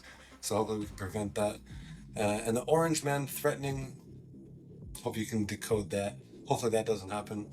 Bookmark, follow, see if I'm right, and you can always message me here on TikTok for personal predictions. Hope you have a nice day. Literally anyone can look at the state of the world right now and start making these kinds of predictions. In fact, let me give you some of my own. I literally asked ChatGPT to take the current circumstances in the UK and the US, along with all the recent events happening everywhere, and generate a few predictions with probability percentages for how likely these things are to actually happen. Now, of course, this is all a theory. In fact, no, this is for entertainment purposes. It's all speculation. It's just a little test for funsies, all right? Just ChatGPT giving me what it thinks might happen, hypothetically. But here's what it said. Number 1, US declares martial law in major cities. Given the ongoing civil unrest and the federal troop deployments in cities like Chicago and Portland, there's a possibility the federal government could declare martial law in these areas to restore order. Sure, I guess I can see that happening. Number 2, US engages in military action against Venezuela. Now, that one's a bit dicey, but ChatGPT gave it a 40% probability. Still, that's a pretty high score, a little concerning. Number 3, civil unrest escalates into widespread protests. Well, aren't we pretty much there already? I would say so. Number 4, US implements nationwide travel restrictions in response to rising concerns over national security and public health. The federal government might impose temporary travel restrictions limiting movement between states or regions. Interesting. Probability, 30%. And lastly, the highest probability of them all, US faces increased cybersecurity threats. With escalating tensions abroad and unrest at home, the US could become a target for cyber attacks from state or non-state actors aiming to disrupt critical infrastructure and sow discord. Probability, 70%. That is very suspicious. Will it be a genuine cyber attack or a false flag? That's what I'd like to know. Again, everything discussed here is purely hypothetical predictions, but maybe keep these in mind over the next few weeks. All the people you know that's super creative, super smart, super funny, they probably the same. I'm gonna be honest with you. Because look at your favorite comedians. Like, look at this they say. Look at this dude. They not in the right mind. Nikola Tesla was in love with a pigeon. Einstein refused to wear socks just because he thought that was a waste of time. Look at Picasso. He over here putting the nose where the ear should be, putting the mouth where the eye should be. This motherfucker is mentally insane. One of the most famous painters ever. Hannibal Lecter, Ted Bundy, Charles Manson. All these motherfuckers were highly intelligent, but the research actually shows that narcissistic people overestimate their empathy and underestimate their negative effect on other people. They do not have a clear look at themselves. They really have an almost deluded sense of who they are and how they go through the world. So when a person says to me, I think I'm narcissistic, I always say, hold the presses. You need to tell me a little bit about you, because there's a lot of people out there who think of themselves as narcissistic because they're in relationships with narcissistic people who have told them over the years, you are such a selfish person, because this unfortunate person is doing simple things like saying, hey, could we go where I want to go for dinner once? Or, I want to talk about my feelings. And then their narcissistic partner saying, oh my gosh, you're so selfish. Whenever you feel sad or mad or nervous or out of control, write down what you're thinking. And then ask yourself, is it true? How do I feel when I have this thought? How do I act when I have this thought? And what's the outcome of the thought? Then my favorite part of it is take the original thought and then turn it to the opposite. And then just ask yourself whether or not that's true. And by directing my thoughts, by managing, so rather than being a victim, so many of my patients are victims of their thoughts until they do the work, right? This is one of the things where do what the F I say. Write down 100 of your worst thoughts. Take them through that process. And by the time you get to 30, they'll stop bothering you. Ooh, he's been training. He's been practicing. I love Senpai Kai. I never get tired of watching him work. And he keeps getting better and better because he keeps working. Look at these effortless pushes. I won't say effortless. He makes it look effortless, but this is a result of hard work. There's no other way to get to it, my friend. You ain't got to prove nothing. We already know, bro. If they don't know by now, that's on them. Go ahead, show us. Show us.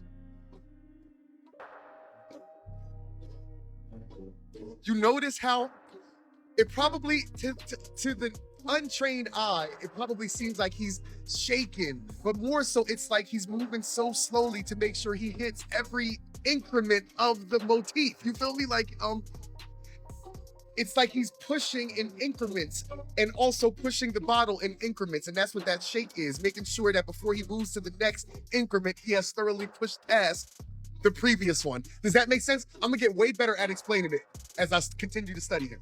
Y'all gotta learn to let go. I'm trying to tell you, you gotta learn to let go. You gotta understand that sometimes some people is sent into your life strictly to just over. Like that's literally what their purpose was just to over and just be a shitty person. And the whole purpose of that situation was a test. It was to see if you was gonna crumble, if you was gonna fold, if you was gonna let them destroy you, or if you was gonna sack and become the person you was meant to be from meeting this person. This person was meant to over to turn you into a better, stronger, faster, smarter version of yourself. But it's up to you to decide which path you gonna take. Is you just gonna let it destroy you, or is you gonna let it build you? Because some people's purpose on this planet is literally to just be a shitty person to make other people better people. But y'all gotta understand, every person on this planet has a purpose. And some people's purpose is just to be ain't shit. That's not a good thing and it's not a bad thing, because good and bad are humanistic concepts. It's just their purpose. It's what they're here for. Their whole purpose of being shitty individuals is just to turn certain people into better individuals. They will never admit the fact that you really like Floyd Mayweather with this. Because anytime a hardship arises, you making adjustments like this. So while everybody around you is panicking, not knowing what to do, you already made the adjustment to get on top of this situation and not become the victim of it. And this is why you are so powerful, because you understand the flow of the soul and that you don't have control over this, but you do have control over how you react. And these people can never understand that because they're so caught within their ego. So while they want to have control over the situation, you made the adjustment to get on top of that motherfucker and stand over all your problems. And this is why you no longer walk around with that victim mentality, because you understand that same energy you put into becoming a victim, you could put into standing over a situation so it doesn't have that control over you anymore. And this is what makes you so powerful. This is what makes you a leader, because you are able to make the adjustments to get everybody back on track and not focused on their emotional state. If your partner is an attention seeker, you do not have to be with them just because you like them. I don't care if you think this your soulmate. I don't care if y'all met in elementary school. I don't give a damn. If they're an attention seeker, you got to get the there. Because when somebody cheats, that's a deep wound they have from childhood. You can do nothing about that. You can try to give your partner all the attention you want, all the love, care, and affection you want, and they'll still cheat on you or something because they're an attention seeker. You could be the most perfect partner in the world. They'll still cheat on you because they need more. They need more attention. You over here running yourself ragged because your partner is overly flirty with people in public. Red flag. You over here losing your mind because your partner keep texting all these different people and you don't know who majority of them is. Red flag. You over here losing your mind because your partner want to dress inappropriate in public just to get attention from others. Red flag. If you see the red flags that somebody is an attention seeker, run. You can still love them. You can still like them, just from a distance and away from you. Because all that do is drive you crazy. Because if they're an attention seeker, deep down psychologically and mentally, if they're an attention seeker, it ain't nothing you could do about that. They will forever be an attention seeker unless they choose to change, unless they see something is wrong with what they're doing. But that's the catch, because psychologically from childhood, they've been wired to attention seek, so it probably ain't no changing it. If you want to try and make it work with them, hey, just move cautiously. This man is levitating this piece of foil. I'm usually hesitant to share levitation videos because there are so many instances of people faking it online and still going viral. That being said, I know this guy. This is Fabio. This is my friend. This is my bro. And he has been practicing diligently and regularly since we have met. And this is the result of that hard work and hard practice. No AI or nothing like that. You can go to his page and see countless videos of him developing to this level. Bro, I'm so proud of you, bro. And inspired. Look. He's doing it. Fabio, go check out his page, y'all. Please go check his page out. I'm sorry, I still can't get behind the whole superhuman powers thing, especially when it all comes from TikTok. You've been doing this work and discovering these tsunamis, and I was particularly impressed with those tsunamis that struck southern Madagascar, which presumably emanated from the point of impact that produced Burkle Crater. I believe so. I've modeled it, and it could have been the source. basically the length of the chevrons, the back azimuth Back azimuth, yeah. points Will point. towards the source, and Burkle is in the right direction. Fenimbues was the one that washed up over the escarpment. Am I right? Or is it the other way around? It draped over that escarpment, and the escarpment, I think, was a couple 100 feet at least above the coastal plain at the bottom of it. That was the Fenimbues. In science news, what the holy did you guys create? A lab out of Tokyo decided to try to make living skin out of human cell cultures in order to have a robotic skin that acts more similarly to our own. Now, when I first saw this, honestly, I thought, surely that's silicone, but no, it's actual human tissue. One of the big problems for robotic skins is that they don't have that strength and elasticity that ours has, so why not create something that's alive and can heal? What you're looking at here is the actual anchoring to the tissue matrix, and it actually has elasticity and moves a lot like our skin. They also want to add sebaceous glands, a complete circulatory system, nerve endings, and a living skin that can heal. Although I think that makes it susceptible to infection. Aside from the extraordinarily creepy aspects of this could be a game changer for people with amputations. Imagine having a robotic limb that you can actually feel. Something that functions very much like your actual skin. I do, however, think that sometimes scientists spend too much time in the lab and just forget how goddamn creepy things are sometimes. I am going to have nightmares. Water seemed to keep the memory of DNA, even after the DNA was removed. How can water store genetic information without matter present? Then ants. Sometimes they march in endless circles, following each other until they collapse and die. Why do their instincts override their survival? And what about ball lightning, those glowing orbs that appear during storms, floating through walls before vanishing with a bang? No lab has ever recreated them. Even the universe hides its secrets. Clusters of galaxies are drifting towards something beyond the edge of the observable cosmos. What pulls them there? And in the ocean? The immortal jellyfish. It can revert its cells back to a younger state, restarting its life cycle again and again. We think we understand the world, but truth is, we still live surrounded by riddles. Our deep oceans, our genes, even our own minds remain mostly unexplored. We dream of reaching other galaxies, while still failing to understand the mysteries of our own. So maybe we're not as advanced as we think. Maybe we're just clever animals, trying to explain magic with equations. So if you're going to freeze a woolly mammoth, 6 tons of body mass, in 10 hours, what kind of temperature change does that require? Well, so the animal is eating flowering plants. And literally, it appears that moments later, he's slammed onto his haunches. His penis was erect within the permafrost, which is a sign that he was rapidly suffocating. So he slammed to his haunches, so he was buried instantly, and then frozen. And that's where he's been for thousands of years until the planet warmed a bit in early 1900s, and this bank of permafrost collapsed, exposed the mammoth's head. It was a whole year later before scientists had gotten there to study. So what's your guess on that? Tucker, I have pondered this literally for decades, and I don't have an answer. But I think we might be approaching a possibility of an explanation. And to be clear, this is the only woolly mammoth found in permafrost. No, woolly rhinos have been found. Yeah, lots of creatures. This is the pink fairy armadillo. It's simultaneously one of the most beloved and least understood animals on our planet. We'll talk about it. They are technically armadillos, but they're pretty distantly related to any other extant species. Their armor is really different than any other armadillo. While other ones use it as protection, these guys flood it with blood in order to dissipate heat off of their backs. They only live in a tiny little section of scrubland in South America. We don't really know if they're endangered. They are extremely rare. Even people who have lived in the area for decades may not see them at all. Part of that is because they only come out at night, but part of that is also because we can't capture them and keep them in a zoo. They are so sensitive to handling and stress, and most of them perish on transportation or only live for a few days. In fact, the longest any has survived in captivity was 30 months. One researcher who dedicated her life to studying and preserving the armadillos decided to take one in as a test subject. They wanted to see if they could rehabilitate injured armadillos that they found. She said that she constructed a massive biome in her living room, and the fairy armadillo would not eat anything they gave it. They thought it was an insectivore. After going through dozens of different sample meals, they finally crushed up banana, premium cat food, and insectivore tablets, and it was willing to eat, but only at 9 p.m. and exactly at 9 p.m.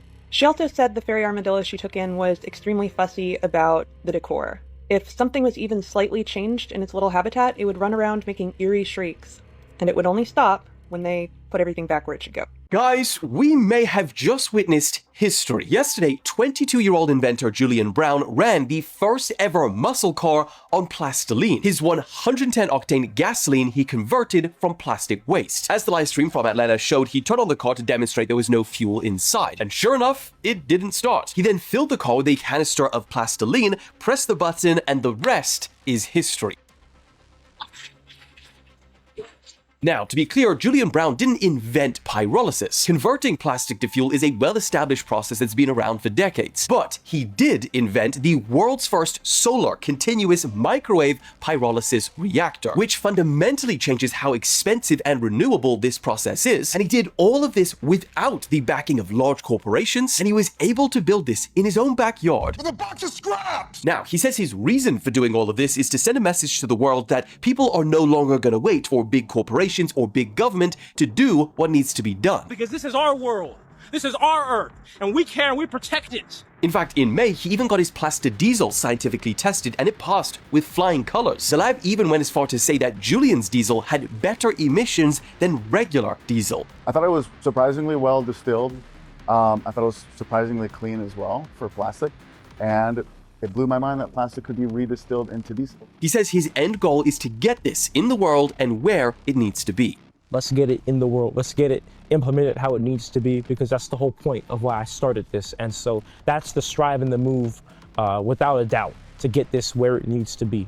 Hey, sit down, it's scary story time. So last time we talked about acute radiation poisoning, and a few commenters mentioned some real-world examples of this happening, but I don't recall seeing mention of my favorite, for lack of a better term, the Demon Core. If you don't know what the Demon Core is, buckle up, Buttercup. It was a 14-pound ball of plutonium developed during the Manhattan Project to be used in a third atomic bomb. It was never dropped, so it was left at Los Alamos for further experimentation. These experiments were meant to test plutonium's criticality and different safety procedures to use while handling it, but they also involved the world's worst game of Jenga and poking it with a screwdriver. And before you think that's me being hyperbolic, let me tell you, it's not. 1945, physicist Harry Daghlian wanted to see how many tungsten bricks he could stack around the core before it went critical. See what I mean? Nuclear-powered Jenga. While stacking, he dropped one of the bricks on the core. The core started glowing blue because the radiation ionized the air around it. Daghlian grabbed the brick after only a few seconds of contact, but that was enough to make it go well into supercriticality, delivering a lethal dose of radiation, which he succumbed to 25 days later. Less than a year later, in 1946, physicist Louis Slotin decided he also wanted to play with the Demon Core. His experiments involved two hemispheres of a neutron reflector, which he would manipulate open and closed with a screwdriver. The hubris. A flathead screwdriver? And to his surprise, while giving a demonstration, the screwdriver slipped and the hemispheres snapped closed around the core, and the entire room started glowing blue. To stop the chain reaction and save the lives of the other scientists in the room, Slotin quickly grabbed the hemisphere off the top of the core with his bare hand. He was hit with a lethal dose of radiation and succumbed to it 9 days later. So while you and I probably never have to worry about acute radiation poisoning, my little disclaimer as always, please do not play with a ball of plutonium. I know it sounds like a good time, but don't do it.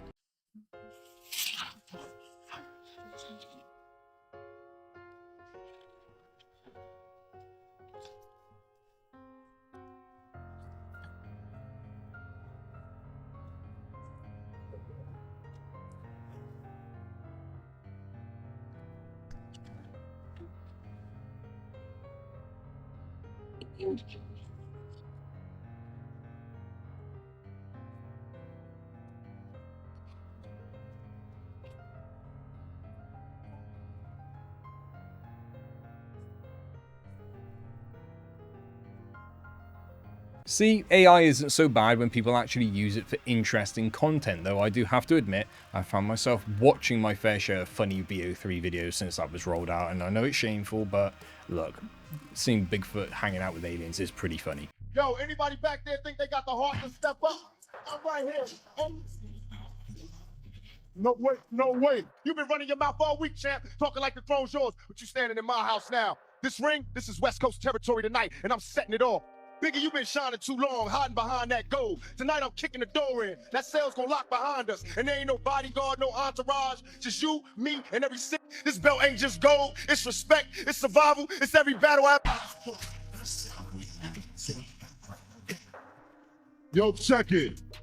Y'all hear that clock ticking? That's the sound of my shine. Yo, Big, you look like you borrowed that jacket from a velvet couch, man. Where the remote at? Funny, coming from a dude dressed like a backup dancer for his own memories. At least my hoodie ain't holding more secrets than your last buffet plate. Y'all know what it is.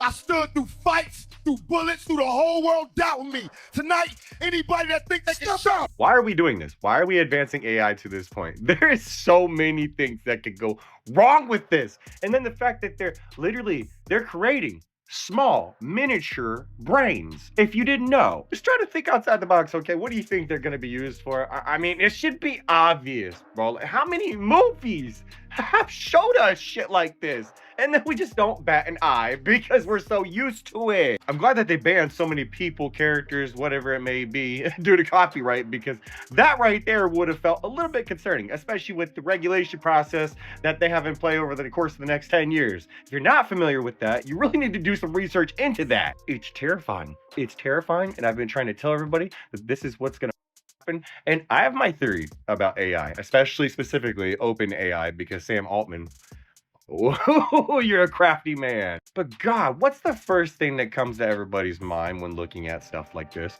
Blackmail. Sorry, I had something in my throat. Oh my God.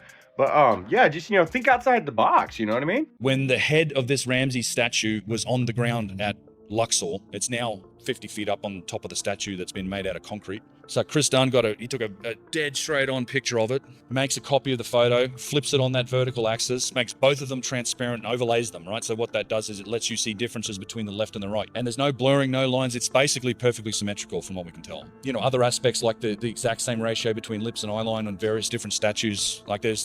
I would like to see a study done to see if these actually are exactly the same faces across multiple statues. From all of the statues attributed as Ramses, they're vastly different people, obviously, some of them, but there's a category of these where they're exactly the same, pretty much. This sort of symmetry, you just don't get.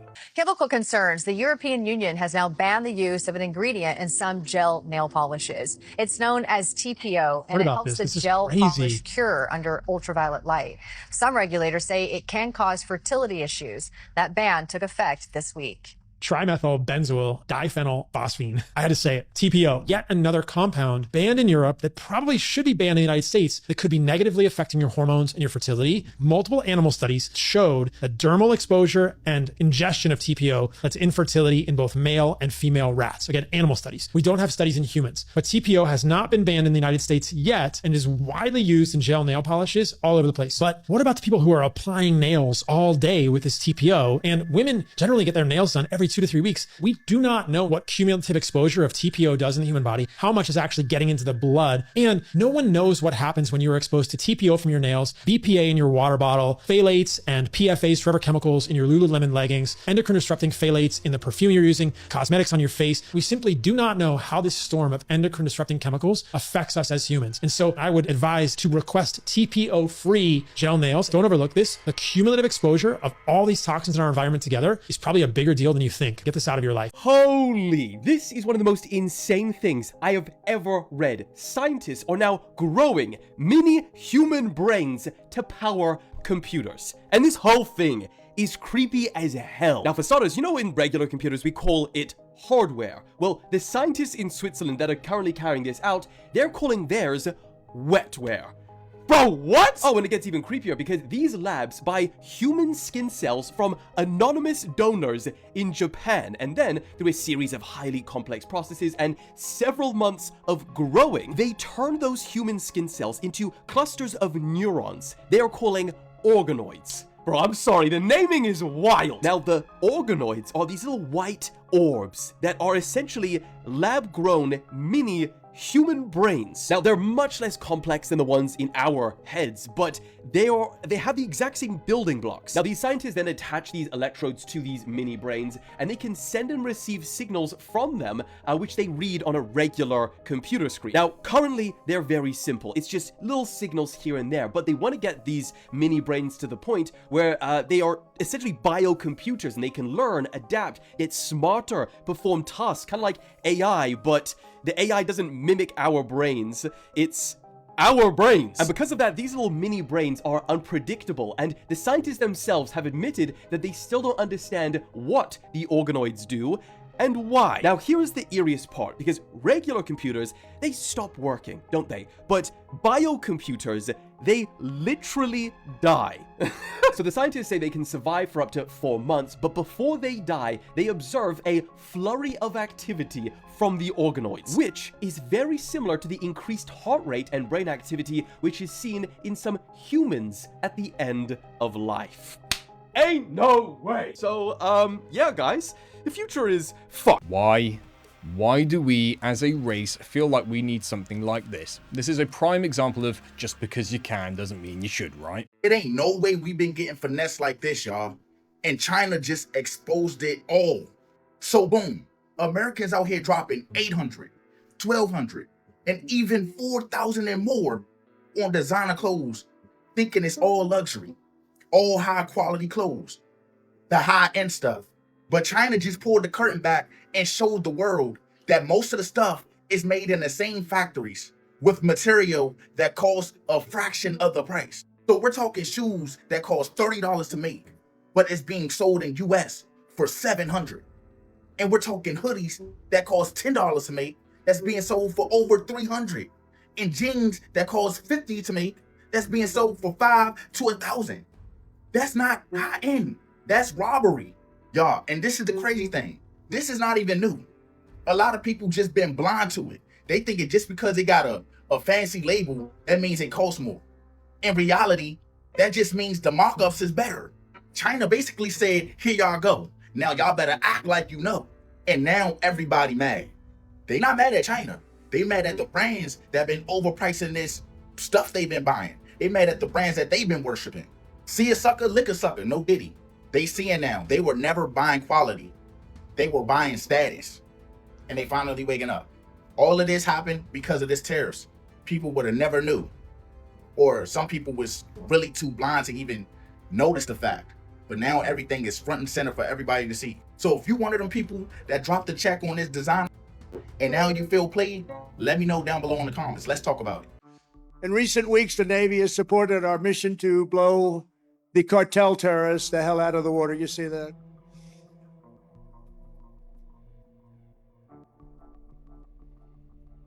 And you know, there are no boats in the water anymore. You can't find any. We're having a hard time finding them.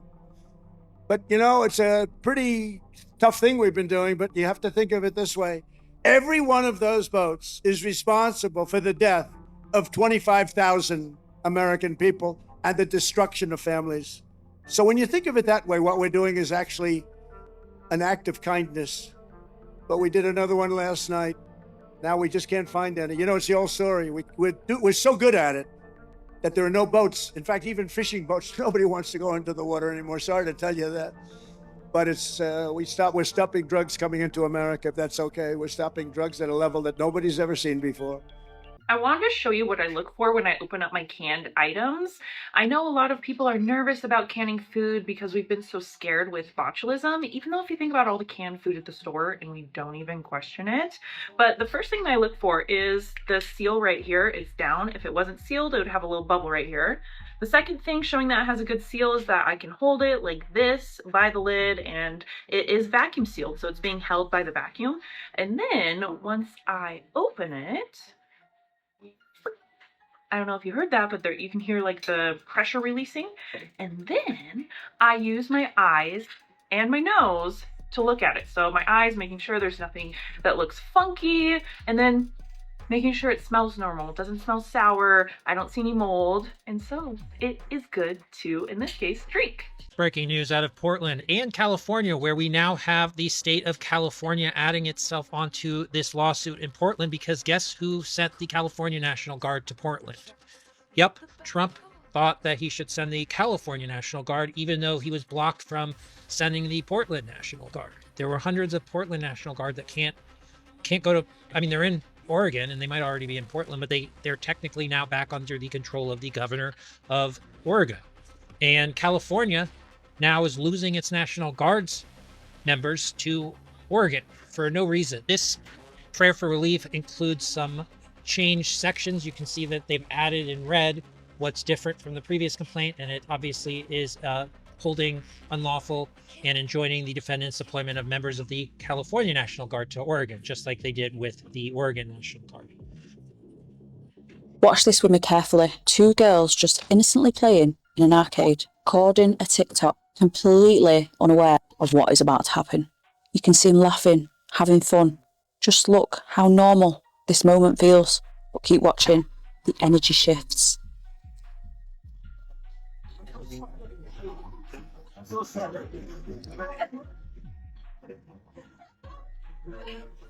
Oh my God. That right there, the moment that he leans in and touches a leg.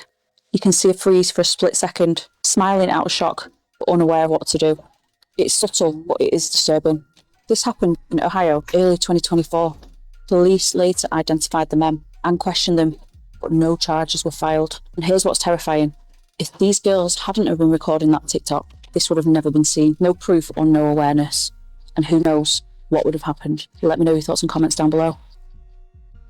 This is absolutely horrifying. I'm glad the kids reported this, because there is never any situation where someone should be putting their hands on a child like that, let alone any person, period. Here is where the catch-22 comes in. I truly believe kids shouldn't have cell phones that give them unlimited access to the internet, where predators can target them online.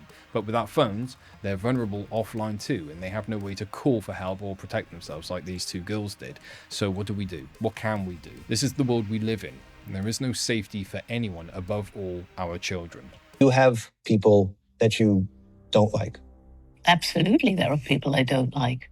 And I would like to put them on one of Musk's spaceships and send them all off to the planet he's sure he's going to discover. Would he be one of them? Oh, absolutely. He'd be the host. And you can imagine who I'd put on that spaceship. Who? Along with Musk would be Trump and some of Trump's real supporters. And then I would put Putin in there, and I would put President Xi. I'd certainly put Netanyahu in there, and his far-right government. Put them all on that spaceship and send them off. In the place where I am now, I look back over my life. I look back at the world I've left behind. What message do I want to leave? I want to make sure that you all understand that each and every one of you has a role to play. You may not know it, you may not find it, but your life matters, and you are here for a reason. And I just hope that that reason will become apparent as you live through your life. I want you to know that whether or not you find that role that you're supposed to play, your life does matter, and that every single day you live, you make a difference in the world, and you get to choose the difference that you make. I want you to understand that we are part of the natural world. And even today, where the planet is dark, there still is hope. Don't lose hope. If you lose hope, you become apathetic and do nothing.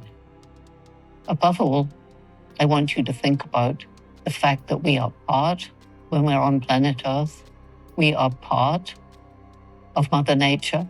We depend on Mother Nature for clean air, for water, for food, for clothing, for everything. And as we destroy one ecosystem after another, as we create worse climate change, worse loss of diversity, we have to do everything in our power to make the world a better place for the children alive today and for those that will follow.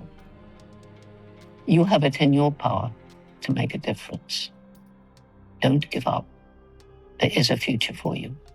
Do your best while you're still on this beautiful planet Earth that I look down upon from where I am now. You know what's funny? Is that she says she doesn't like Musk and Trump, and she wants to send a bunch of people on a rocket away from planet Earth, right? In the UK, Jane Goodall would be shoved in the back of a police van and arrested for her comments because they can be deemed offensive. What a world, right? Water remembers everything that happens to it, from the mountain stream where it trickles out and becomes a little stream and a bigger stream, and everything that happens to that water until it's dammed. But by the time it comes out of your tap, it has a accumulated so much negative energy that you're drinking water. Now, we've also realized that through Schauberger's technology and information that he gave us, if you build this certain funnel that has a spiral vortex and run your water through that, it will re-energize the water and erase all the bad memories of it. Originally designed to reach a height of 411 feet above ground, the New Yorker was mysteriously redesigned during construction to stand 600 feet tall, the exact same height as Tesla's proposed tower at Wardenclyffe.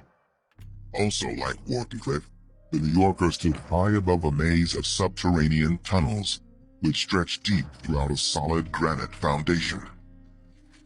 Tunnels which, like those at Wardenclyffe, could be used to conduct the Earth's energy from deep underground. The artist rendering a proposed addition to the Hotel New Yorker, and they added a couple of towers on top. It looks like when we're talking about potentially radio transmissions, we're talking about this potentially being a covert Wardenclyffe, right? Two towers on top of the New Yorker Hotel? Has the team just found a smoking gun?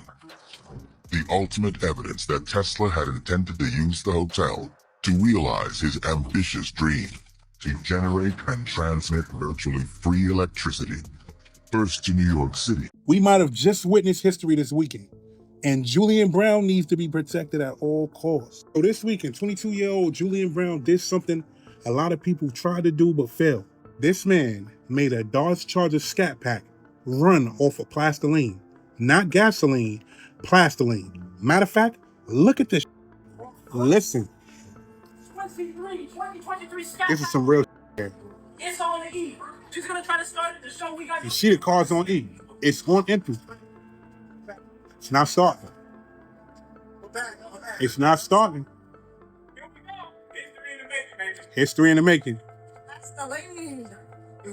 Okay. Run that car. No, have some faith. You got faith. All right, let's start it.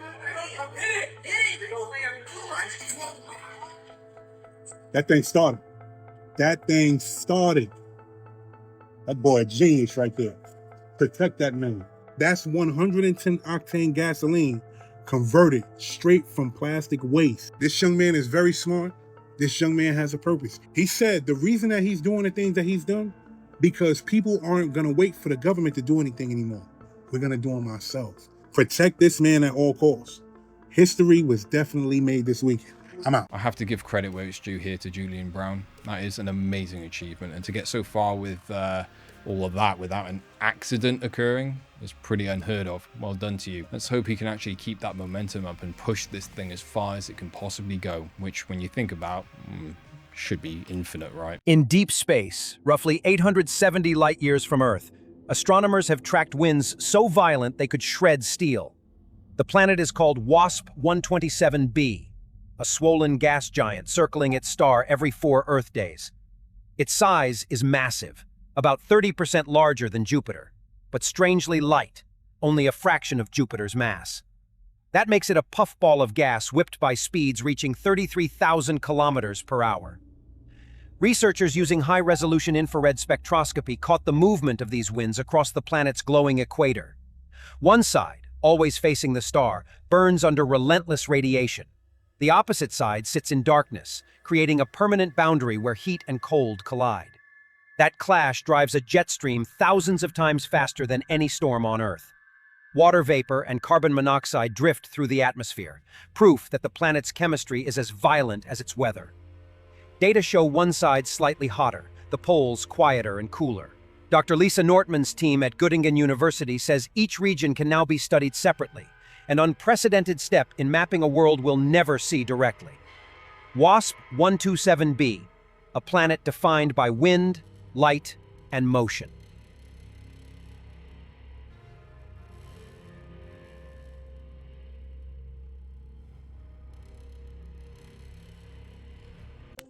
You're riding aboard the Mark V Stellarator, the latest in space elevator design and technology. Today, you'll have a spectacular view of Florida and the Eastern Seaboard. Enjoy the ride. All you have to live is ride information.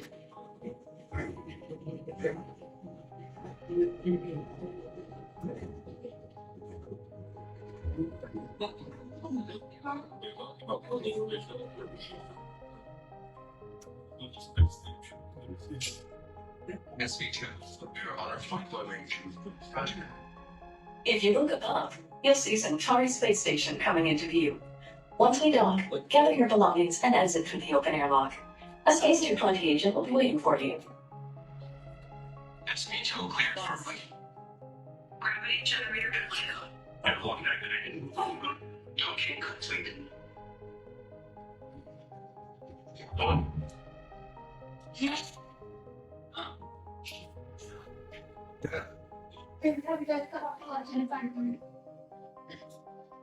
And he was gonna have breakdowns all the way past our road and just stop that last line on the floor. You know what? This could be a good argument for the flat earth theory, for someone out there at least. I mean, those visuals are pretty much exactly the same as the ones we get from NASA, right? But time for some history and old world conspiracies. They call it a giant stump in Damar, Yemen, but beneath the rings and terraces lies a collapsed volcanic caldera.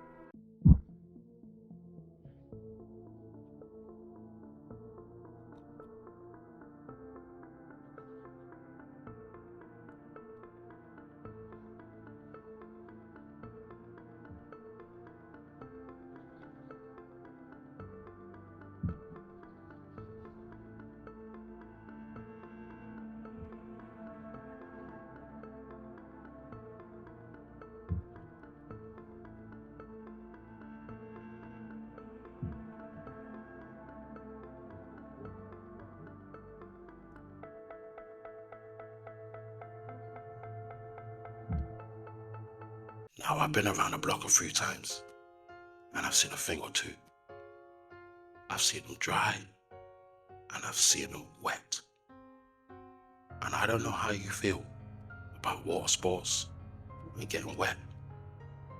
But this right here is what you call Mother Nature. Now, I don't know if I've got a dirty mind, or if my eyes were playing tricks on me. But the good man JC, Jesus Christ, what would he do? What would he say? He said, if your eye offend thee, pluck it out. Because it's better to enter heaven with one eye than go to hell with your whole body. He who looks at a woman with lust in his eye has committed adultery. So what does it mean when I look at this? Or maybe it's just a natural rock formation. Fortunately, I was not able to get my drone to work on this trip, and I'm not sure what was wrong with it. It just wasn't working no matter what I tried, no matter what I did. But don't worry. I was so upset that I came back the very next day, hiked all the way up there again, and got the drone shots.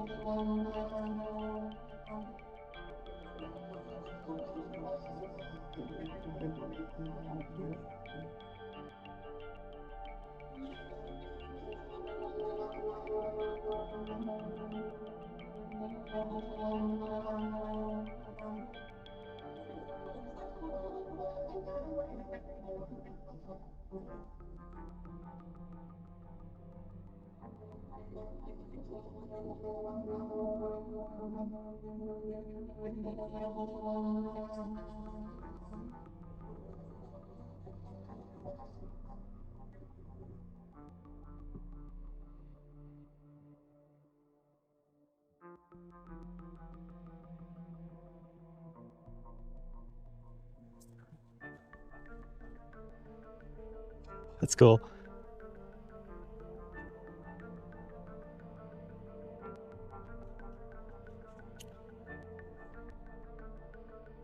All right, so what do you guys think of this adventure? Really interesting, fascinating, I never saw a helicopter or army dudes running around. I did see a couple of ravens. That's about it. I think this is a sinkhole, right? That's kind of what we can say. But it's so interesting. Like, it's just like on the side of this mountain right here. Like, ooh, look at these views.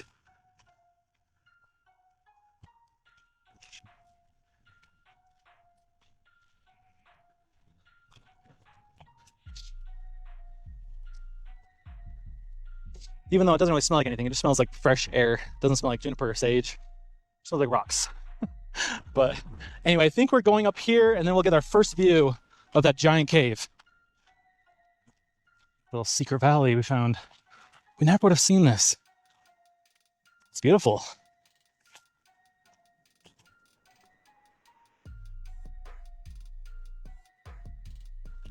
So on my map, I show that I could probably see on the other side of that ridge right there.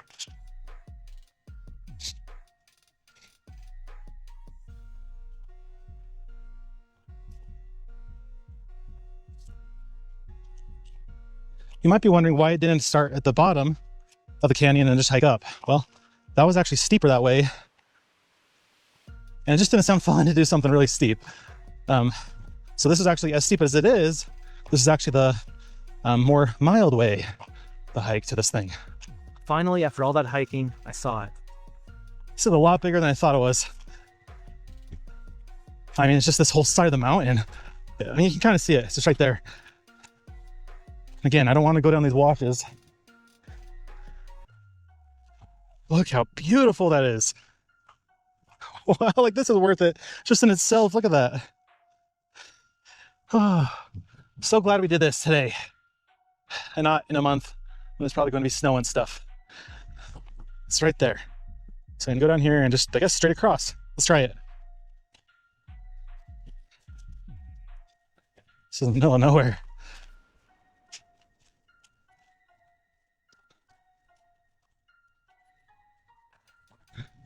That was kind of freaky. It's just this massive hole right here. So it's about 200 yards in front of me. There's just something so satisfying about finding something on Google Earth. It's not popular, not pretending this isn't some scripted, curated adventure. This is just pure exploration. And I'm glad you guys are here for it too. We're seeing this together. It's right there. Wow. It's crazy. How many people do you think have seen this? Oh. What the heck is that? Is that a granary down there?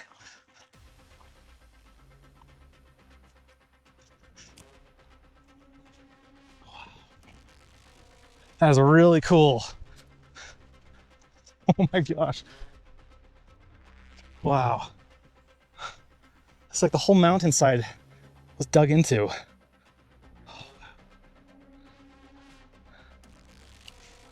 I'm not going to go down to the very bottom. It's just, yeah. My gut is saying, be careful. It's probably okay just to come down like right here. Just want to get out of the sunlight. Wow. A little small cave over there.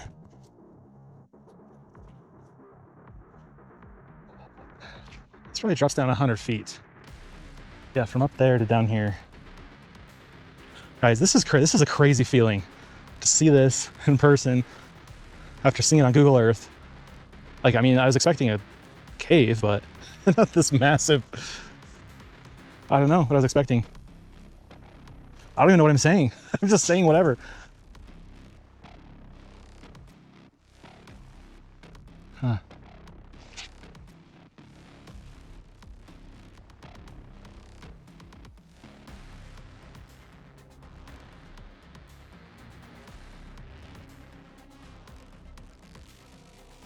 So what do you guys think this is?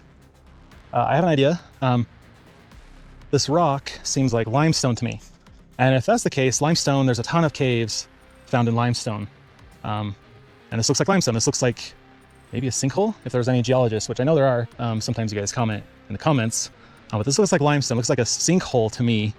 And if that's the case, how this forms, and this is just from what I remember, like limestone, you got limestone, and then as water comes down from rain or whatever, it seeps to the ground, slowly, destroys and weakens the limestone, creates a little hole, a little cavity, and then the surface breaks through. So that's kind of what this is here. And that's why I don't want to go down there. Because I don't know, even though there's huge boulders, I just don't want to, mess around too much down there. But I have something better, my drone. So let's get the drone out. This is the first time that I've put animals on a ski slope before.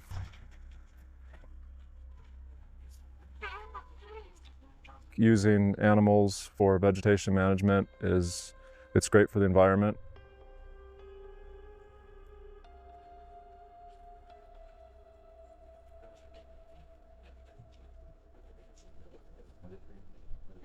We are reducing carbon footprint, we're building soil, and I think in doing so we're also able to offer sites like this an increase in the site's capacity to hold water, so we're reducing erosion as well.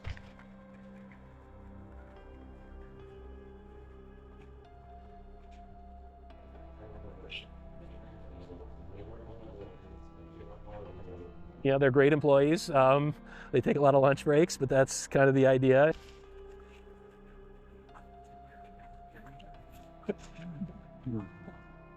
Every year we have to come through and cut all of our ski trails, all of our cross-country trails, all of our glades down to about grade in order for the snow that we get in the early winter to be skiable.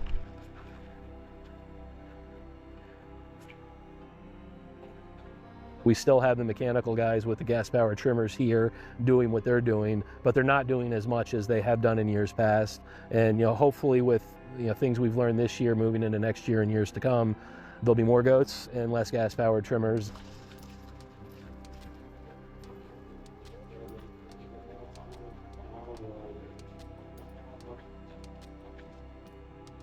And they'll be here, 4 to 5 weeks when it's all said and done. They'll have finished, they'll have grazed on about 25 acres.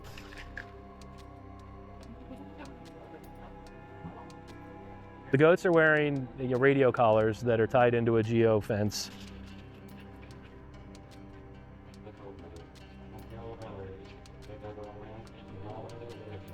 Bye-bye. Bye-bye. We use a border collie to move the animals around.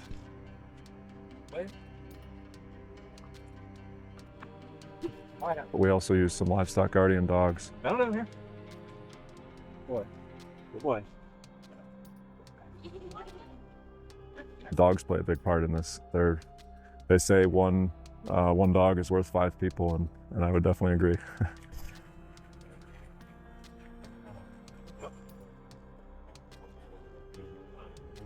These guys have been busy all summer long. We've done quite a few backyards.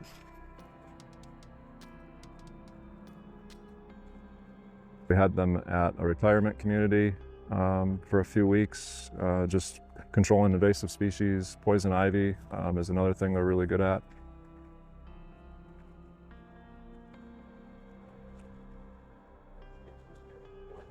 Ideally, we can scale this up to the point where it's working well, and then hopefully develop a model that can be used at other ski resorts as well.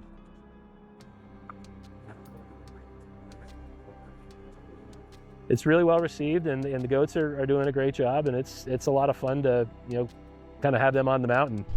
I never imagined I would be sitting here watching a compilation of the internet's greatest conspiracies and mysteries and would find myself being amazed and confused by a herd of sheep and goats on a ski slope. The fact that I'm even saying that sentence out loud is weird enough. What if I told you Abraham Lincoln didn't only free the slaves, he enslaved the world. He enslaved the world to the US dollar. By printing the first banknotes, he set the world on a path that it's still on today. So I'm going to go on to it. So this is a spiral pattern, which is talking about the beginning and end of life. And this is from a 5,400-year-old temple in Malta.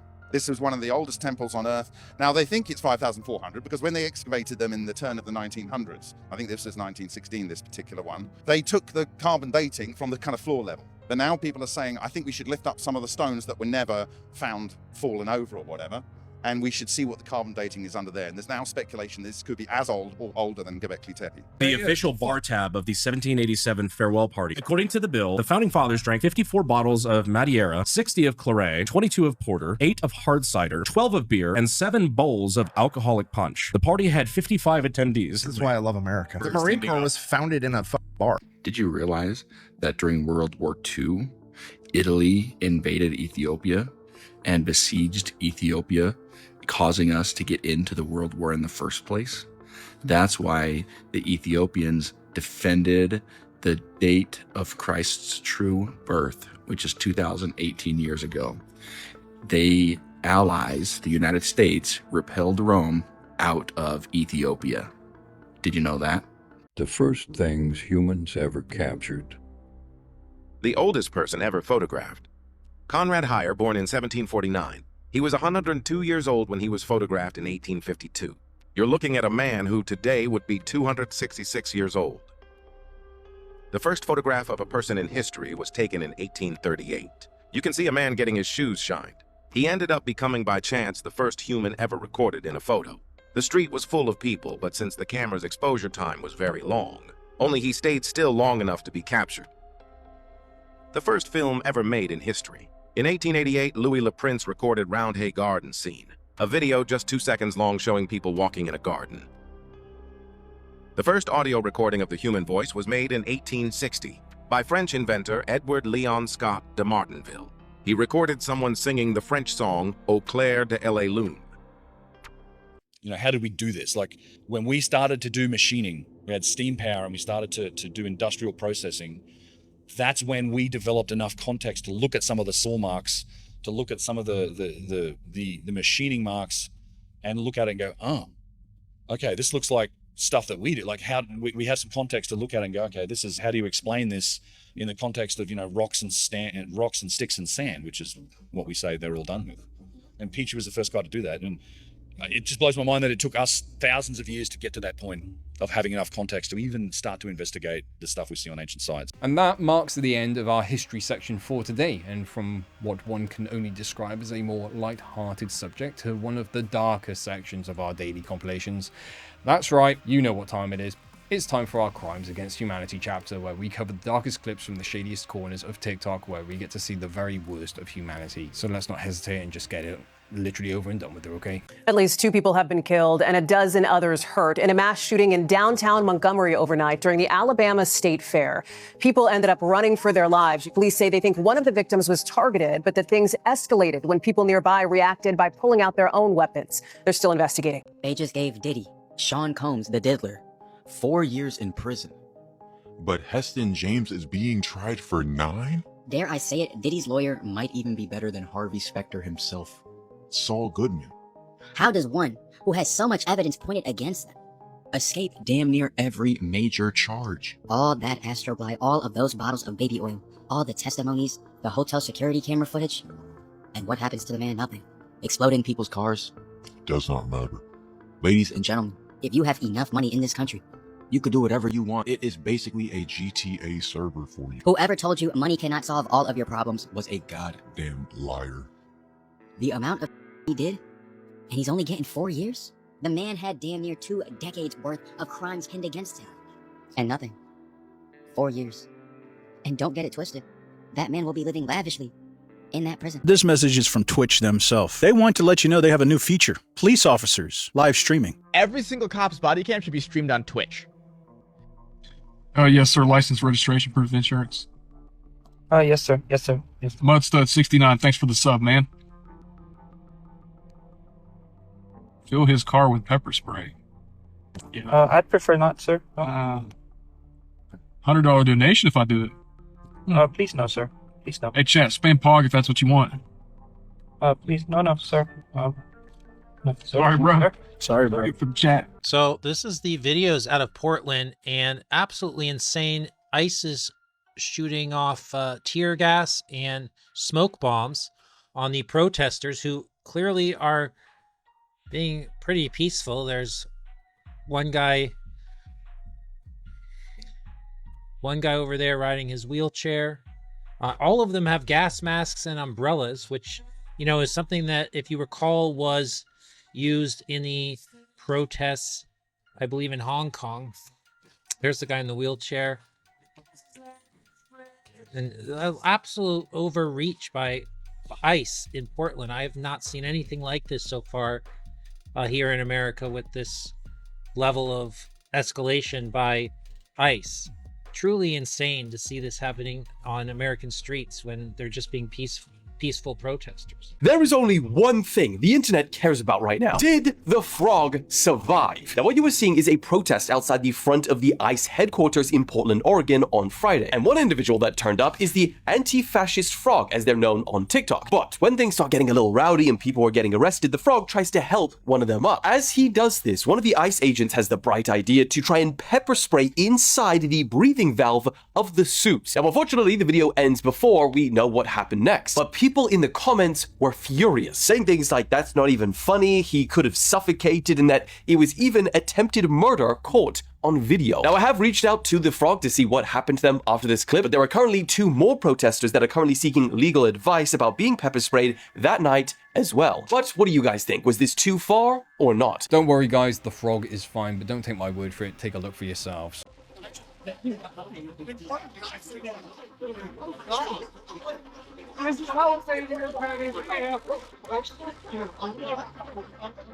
See, the Portland frog is alive and well. So y'all heard about that guy who found that alien and has it in his house? No, not the guy with the black goo alien. I'll do an update on him soon. And no, not the boobosphere. This is a completely different guy. That's right, we have another hero. But instead of a sphere, this one's more like a rod cone type of thing. It also has writing on it that's just like the boobosphere. I mean, check out this video and tell me if it's real. As you can see, he has it in this basement, and every time he goes to record it, the lights start to really flicker. And this is really weird. He puts this radio frequency next to it, and it starts to shake like it wants to get out of there, and tries to do some tests with it. So far, he's found out it's just like that alien. It burns plants, the stand that it's on, and him. What the?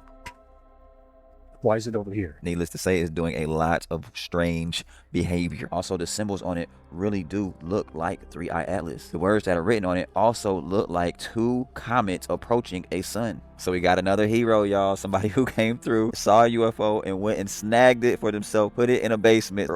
This is exclusive breaking news. So if you go to his YouTube channel, he doesn't have that many followers, and follow him and ask questions and see if this is real. It's looking like some alien force really wants us to find all of these alien drones and even aliens right now. We really got to appreciate them all doing it for the culture, you know? It's becoming harder to deny what's happening now. And I promise I have nothing to do with any of this. I'm just sharing this information. Now, I have my theories on this. What do you think it is? Are we being invaded? 3-Eye Atlas has just been captured from Mars's surface, right? From the Perseverance rover mission on October 4th.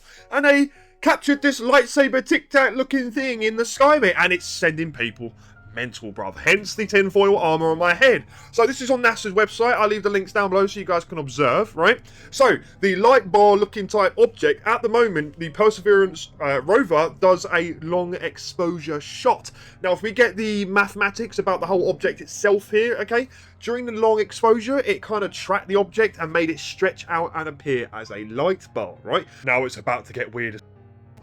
UFOs around the world, Matt, the lovely Matthew, okay, has been observing some of the activity with this. So he observed Dobsonian power on YouTube, watching this object in real time with his very, very powerful telescope he has at home, right? Now, Matt timestamped this video at the 1 hour 10 mark, right? And 3-Eye Atlas parked over Mars, and it doesn't move. It's just hanging out over Mars. I don't know if it's a perception thing. The angle we're looking at like we said, he probably thinks, and we think it's probably moved now, but it was parked over Mars. And NASA is down right now, still, not updating us about what's going on. So tinfoil hat time is in full swing, ladies and gentlemen.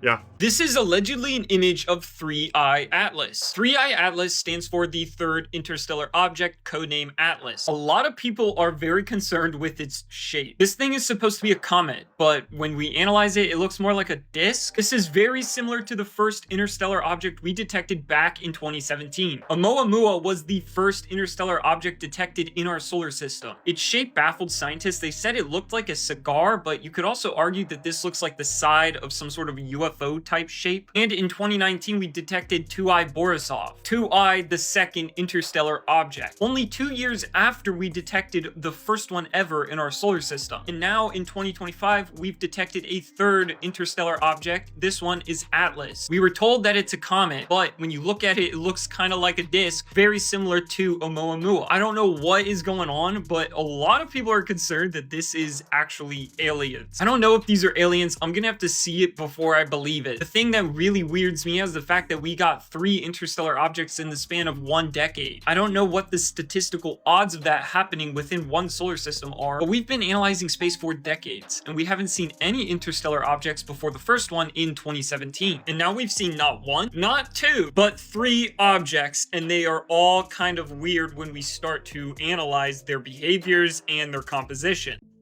So to update some breaking news, so Congress Tim Burchett, that guy, he's been on a recent interview a few hours ago, I think it was, saying that Congress have been made aware that there's alien bases on the ocean floor. We know this, right? But when Congress are getting told this now, and they're going to have to investigate this, here it is. That suggests that there are perhaps deep water alien bases right now sitting on the ocean floor on this planet. Is that accurate? I would say that's pretty accurate. Can you go into more detail? How long have they been here? Where are they? Well, I'm extrapolating all this with my East Tennessee vernacular. So we've got five or six deep water areas of our oceans.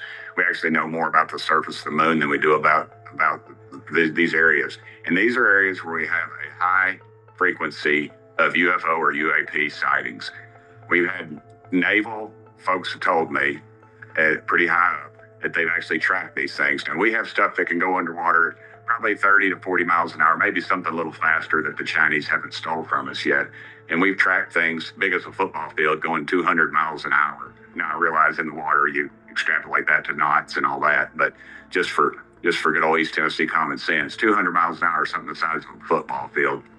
And we don't know what it is. And these are in these areas. So yeah, there's something going on there. And whether it's something that's been here for millennial or whatever, and I'm not afraid of it. I like Dr. Loeb. I love to study this kind of stuff. It's the scientific material there he's the one that disclosed some things that were found that were extraterrestrial. Rep Tim Burchett come out on Newsmax and talked about the alien bases in the ocean in greater detail, which is absolutely incredible. RV Loeb talks about 3i Atlas, and Newsmax opened up with 3i Atlas is on a trajectory towards Earth. Incredible, right? So during this whole entire talk, I'm going to show you in just a second, they go in depth about this. Now, there's parts of this that we really need to think about, okay? Soft disclosure is directly underway. Burchett's exchange looks less like a slip-up and more like structured disclosure. He confirms the premises, deep water alien bases, right? Adds details that sound classified, reroutes the context to a blogger for deniability, and ends with an anecdote that softens the ambiguity, effectively validating the entire claim.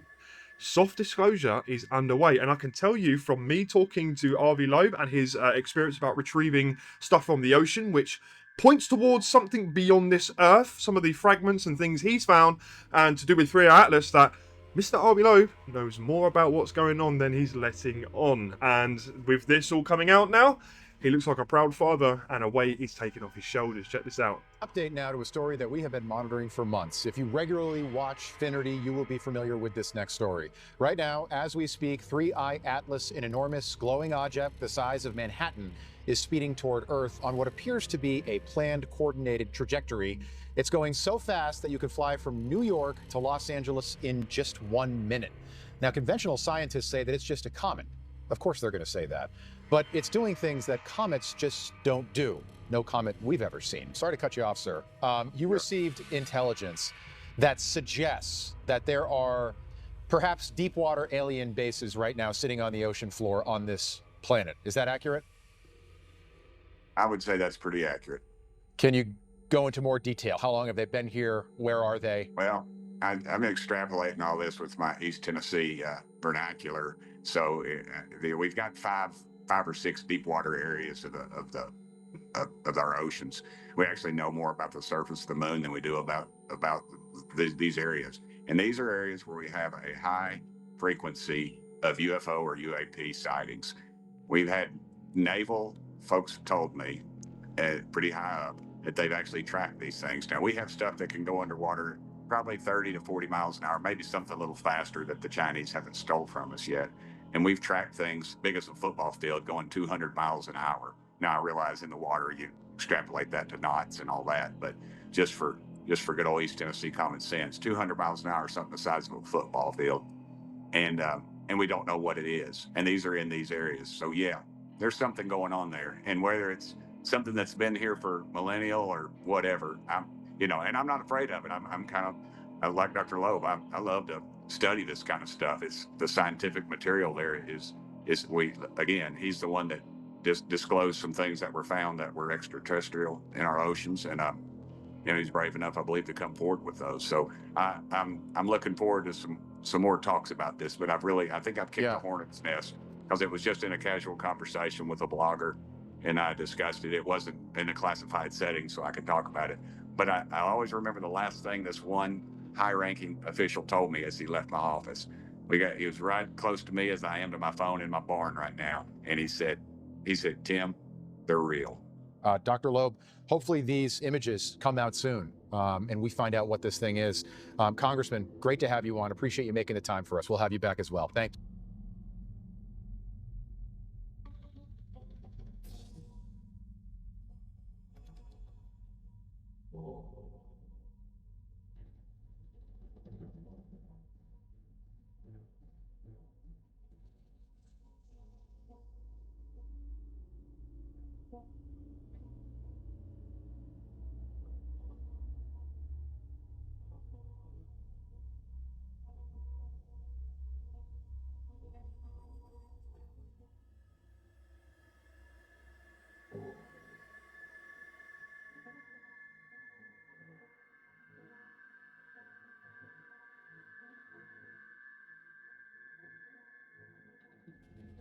UK drivers versus US drivers. I've drove in the US and I've drove in the UK, and let me tell you, Americans, when it comes to driving, that is straight up around and find out. Pardon my French. Americans are trying to beat the GPS. It's so much easier to drive here in the UK. When I'm driving in America and they've got their massive trucks trying to cut you off, it is single-handedly the scariest thing ever. Do you know how terrifying it is to be a redcoat, a Brit, and drive around Americans? Americans are scary when driving. It's absolutely terrifying being a Brit in America and having to drive with Americans. Americans are not to be messed with on American roads. And let me tell you now, Americans, they will beat that GPS. It is their sole purpose and mission to beat that time on the GPS. Americans will make it happen. Terrifying.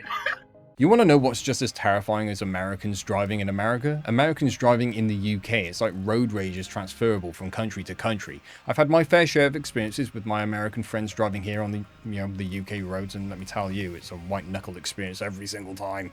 I remember the first time somebody said to me during an interview that something or other was demonic, used the word demonic. It cannot have been more than 6 years ago, and I was completely shocked that someone would use that term because it's not a political term. It doesn't even describe like any human social interaction. It's a spiritual term, and I just was not used to people using spiritual terms to describe social movements or political developments or whatever. But I think in that time, in the last 6 years, things have really changed, and I hear it all the time. It's demonic, they're demons. There is this sense that there's a spiritual underpinning, that there's something going on beneath the surface in American society and in the world that's affecting outcomes and affecting populations, and like there's spiritual war in progress. You kind of stumbled into an extended research project on this topic. Are there actual occult connections to Hollywood, to political figures, to technological advances, to the leaders of our society? Are some of them actually practicing occult religion? I mean, you're not a theologian, but how did you wind up coming to the conclusion that some of the people who help shape our culture, build our technology, were practicing occult, literally practicing occult religion? I come from a Hollywood family, Tucker. Yeah. My grandfather was the actor Robert Conrad. If you've some of your listeners, Wild Wild West, Black Sheep Squadron, you go way back, Hawaiian Eye. My other grandfather, Harry Flynn, was a publicist, for decades. The Monkees, Bewitched, I Dream of Jeannie, 2 occult shows, Bewitched and I Dream of Jeannie. Maybe it starts there. As a boy, one of the first things you learn when you have parents who work in media or entertainment, you learn that the People magazine version of reality is not the truth. There is a difference That is accurate. Yes. So I mean, we're not getting into occultism yet, but we're getting into the fact that as a boy, you learn that the way things are presented, you're always being shown a facade usually. That's right. From the mainstream. So at some point in 2022, I'd always had a dream project of mine of doing a show about rock and the occult, of, Jimmy Page being into Aleister Crowley being on the Beatles albums, doing research for this show, which was tentatively titled Running with the Devil. And I brought in a legendary rock critic, Stephen Thomas Erlewine from AllMusic, his colleague, Ned Raggett, and then the creators of the Osbournes, the recently departed Ozzy Osbourne, Sue Kalinsky and Craig Johnson. So I brought in legit people. I brought in some of the best critics we have in rock to do a show that would,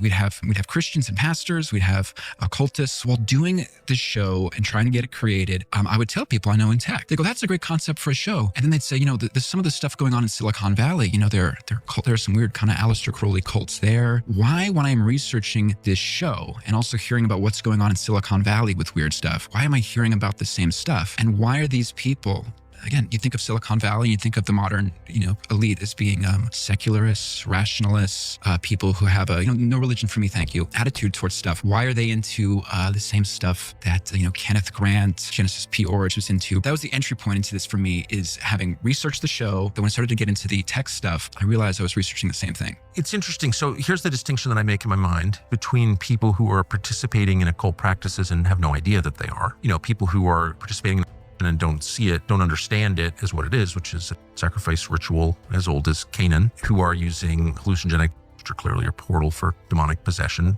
Really quick, the word witchcraft, I think in Greek it's pharmakai, I think it is. So there's always a natural link between putting yourself, they would say ecstatic states or altered states. I mean, there's a kind of lurid story behind the witch's broom in terms of what she's doing to work herself up into that state. But yeah, it's all about... But she's doing it intentionally. I guess that's the distinction that I would make. In a secular country, a free to be you and me country, there are a lot of people who are doing things because they're fun or interesting, or everyone around them is doing them, and they don't understand the spiritual consequences. But then there's another category, and this is the dividing line in my head. There's a category of people who are seeking power from supernatural forces that they acknowledge are absolutely real. Right. And they are practicing an occult religion, and they're doing it with self-awareness. Right.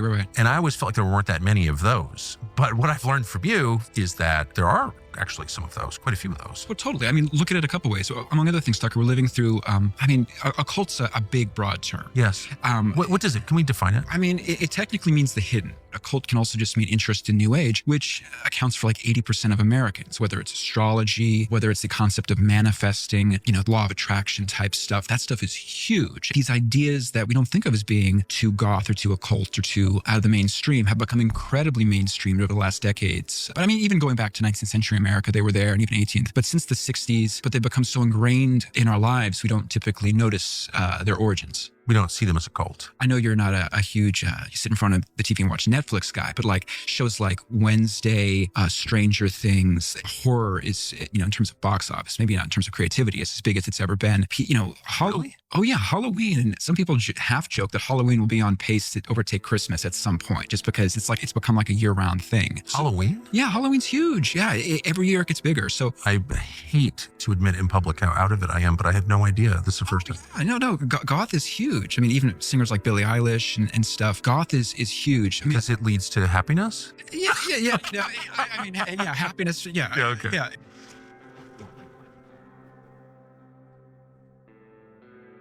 Well, this is distressing. Musician who perished in 2021 resurrected as a clump of brain matter now composing new music. Yes, a group of researchers and artists used a musician's donated blood in order to create a brain organoid, so a tiny human brain that you can literally grow in a jar if you want to, and are now forcing it to compose new music. This actually happened. Just in case you aren't familiar, the tiny human brains can be hooked up to a computer and made to do various tasks. These particular tiny brains were made from a US composer, Alvin Lucier, and it raises a lot of questions. These are the brains in question. They were grown from the artist's blood. You can actually use a lot of cells to turn them into stem cells and into whatever organoid you want. They hooked them up to a computer and turned them into an art exhibit. Yes, they're connected to these speakers and they compose music. The researchers are hoping that they'll see them learning and improving the composition. Evidently, there was an agreement. The artist's health had declined in 2021, and he came to the organization Revivification and wanted to start this project. He donated his blood. Evidently, it actually worked, although I suspect it's kind of similar to how plants, if you hook them up to computer systems, you can monitor their cellular processes and make music from that. Although these little brain organoids also get input back so they can understand what they're doing. And if there's any concept of pattern, brain organoids tend to learn. They haven't put out a whole lot of information, so I don't know if it's like other brain organoid systems where they're trained on dopamine and ordered and disordered signals. Yes, brain organoids are technically sentient because they're capable of having an experience and responding to it. And we're not just talking about how, like, a toaster will have the experience of being turned on and then have an action. We're talking actual experiences of pain. A new breakthrough to strengthen bones could literally reverse osteoporosis. Researchers may have discovered a permanent cure for osteoporosis, which is an extremely common disease affecting at least a third of people over the course of their lifespan. In case you're unfamiliar, osteoporosis is thin or weak or porous bones, much like those pictured above, and the most extreme example of this is Samuel L. Jackson's character in the movie Glass, whose bones are so weak and so brittle that they are akin to glass. They break easily and they don't heal very well. Well, scientists at the University of Leipzig in Germany and Shandong in China have identified a new cell receptor, GPR133, as being crucial to bone density via bone-building cells called osteoblasts. And variations in this gene have been linked to poor bone density in the past, but what's fascinating is that the team decided to run tests on mice, both healthy ones and ones where the gene was absent, and then see if they could activate this gene using a chemical substance called AP503. AP503 was only recently identified via a computer-assisted screen as a stimulator of the GPR133 gene. What they were able to do when stimulating this gene with that particular substance is increase bone density in both healthy and osteoporotic mice. So some of these poor little guys got genetically engineered to have weak bones from birth. They were significantly improved by the addition of this substance to their body, and they had a control group of healthy mice who also got stronger and healthier bones through the addition of that substance, because that substance seems to stimulate healthy osteoblasts to do their job. And while this is a mouse model and not a human study, and this is at least several years out, the scientists are fairly confident that the results will be analogous in a human body, and this is extremely important because osteoporosis is an extremely common disease, especially in the elderly, especially for postmenopausal women, and sometimes for people with vitamin and nutrient deficiencies. Nobody wants to have glass bones. That's not fun. So having a literal, actual permanent cure for that with a non-harmful substance that for the most part naturally biologically stimulates the bone growth process is a major breakthrough. So many of you young people watching this video now might not care, but when you're 70, you are going to owe these scientists a whole lot of gratitude. For centuries, scholars and theorists have debated the possibility that humanity's origins extend beyond Earth. The ancient Sumerian accounts of the Anunnaki describe powerful beings who arrived from the heavens and engineered the first humans, called Adamu and Lulu. These texts suggest that humans were created through a deliberate act of genetic design, not by random evolution. Modern genetics raises questions that seem to echo this idea. Humans possess 46 chromosomes, while most of our primate relatives have 48. The missing pair appears to have fused, a process some researchers argue is too precise to be accidental. This fusion could represent a genetic intervention, a hallmark of intelligent design rather than natural selection. Junk DNA, once dismissed as meaningless, now shows evidence of complex regulatory functions. Could these unexplained sequences be remnants of ancient genetic modification? Science has also identified mitochondrial Eve and Y-chromosomal Adam, pointing to a single female and male origin for modern humans. This scientific evidence aligns curiously with ancient creation narratives describing a first engineered pair. Another mystery lies in the Rh-negative blood factor. Its unexplained origin and concentration in specific populations continue to challenge evolutionary models. Certain traits, advanced language, abstract thought, and rapid technological progress appear suddenly in the archaeological record as if triggered by an external influence. If humanity was shaped by an ancient intervention, the implications are enormous. Religion, science, and history would need to be redefined. Our understanding of purpose and evolution would shift from random development to intentional design. While there is no conclusive proof linking our DNA to the Anunnaki, The parallels between ancient records and modern discoveries demand investigation. Humanity may not be the result of chance, but of a forgotten experiment written into our genes, a legacy waiting to be decoded. Nearly 13,000 years ago, planet Earth was plunged into a massive ice age, and scientists have never really understood exactly why. There's loads of theories. They think they found out now why. Listen to this, guys, and also it could happen again at any point. 13,000 years ago, the Earth's climate flipped in an instant. Europe and the North Atlantic plunged back into ice age conditions during what scientists call the Younger Dryas. For decades, no one has agreed on what caused this sudden freeze. Some argued it was a catastrophic flood of meltwater. Others pointed to a comet strike. In 2013, a strange clue emerged from the Greenland ice sheet. A sharp spike in platinum, a metal rarely found in Earth's crust. At first, researchers thought it had to be a meteor, but the story didn't add up. No crater, no impact debris, and the timing was off. A new study has gone back to the evidence, testing volcanic deposits from Germany's Lacher Z eruption, which occurred at almost the same time. The chemistry didn't match. That eruption wasn't the source, but the platinum anomaly is real, and its signature is strikingly similar to material from volcanic gas plumes. That points north, to Iceland, where subglacial fissure eruptions can last for years. Unlike explosive blasts that leave ash across continents, these eruptions vent volatile gases rich in metals like platinum. Those gases could ride the winds, settle into Greenland's snow, and leave behind the decade-long platinum signal now visible in the ice. The key detail is timing. The big sulfur spike that marks the start of the Younger Dryas happens first, driving rapid cooling. The platinum spike comes about 45 years later. That means the platinum event wasn't the trigger. Instead, it was another eruption, layered into a century of extreme volcanic activity. Step by step, the mystery shifts away from cosmic impact and toward Earth's own restless geology. The Greenland cores preserve the story. Sulfur, mercury, platinum, each pointing to volcanoes as the main suspects in the Younger Dryas drama. To this day, the platinum anomaly is best explained not by a meteor from space, but by a long Icelandic eruption beneath ice and sea. So it was a massive eruption, potentially around Iceland, Greenland. Jesus Christ. And that could literally happen at any point and plunge our whole planet into another ice age, guys. That is crazy. And on that note, we've made it through another episode of our rabbit hole adventures as we keep dishing out these compilations of red pill content on the daily. If you enjoyed this one, make sure you subscribe and come back to, well, join me for the next round of conspiracies the internet has in store for us. But for now, stay safe, stay well, and stay curious. Until next time.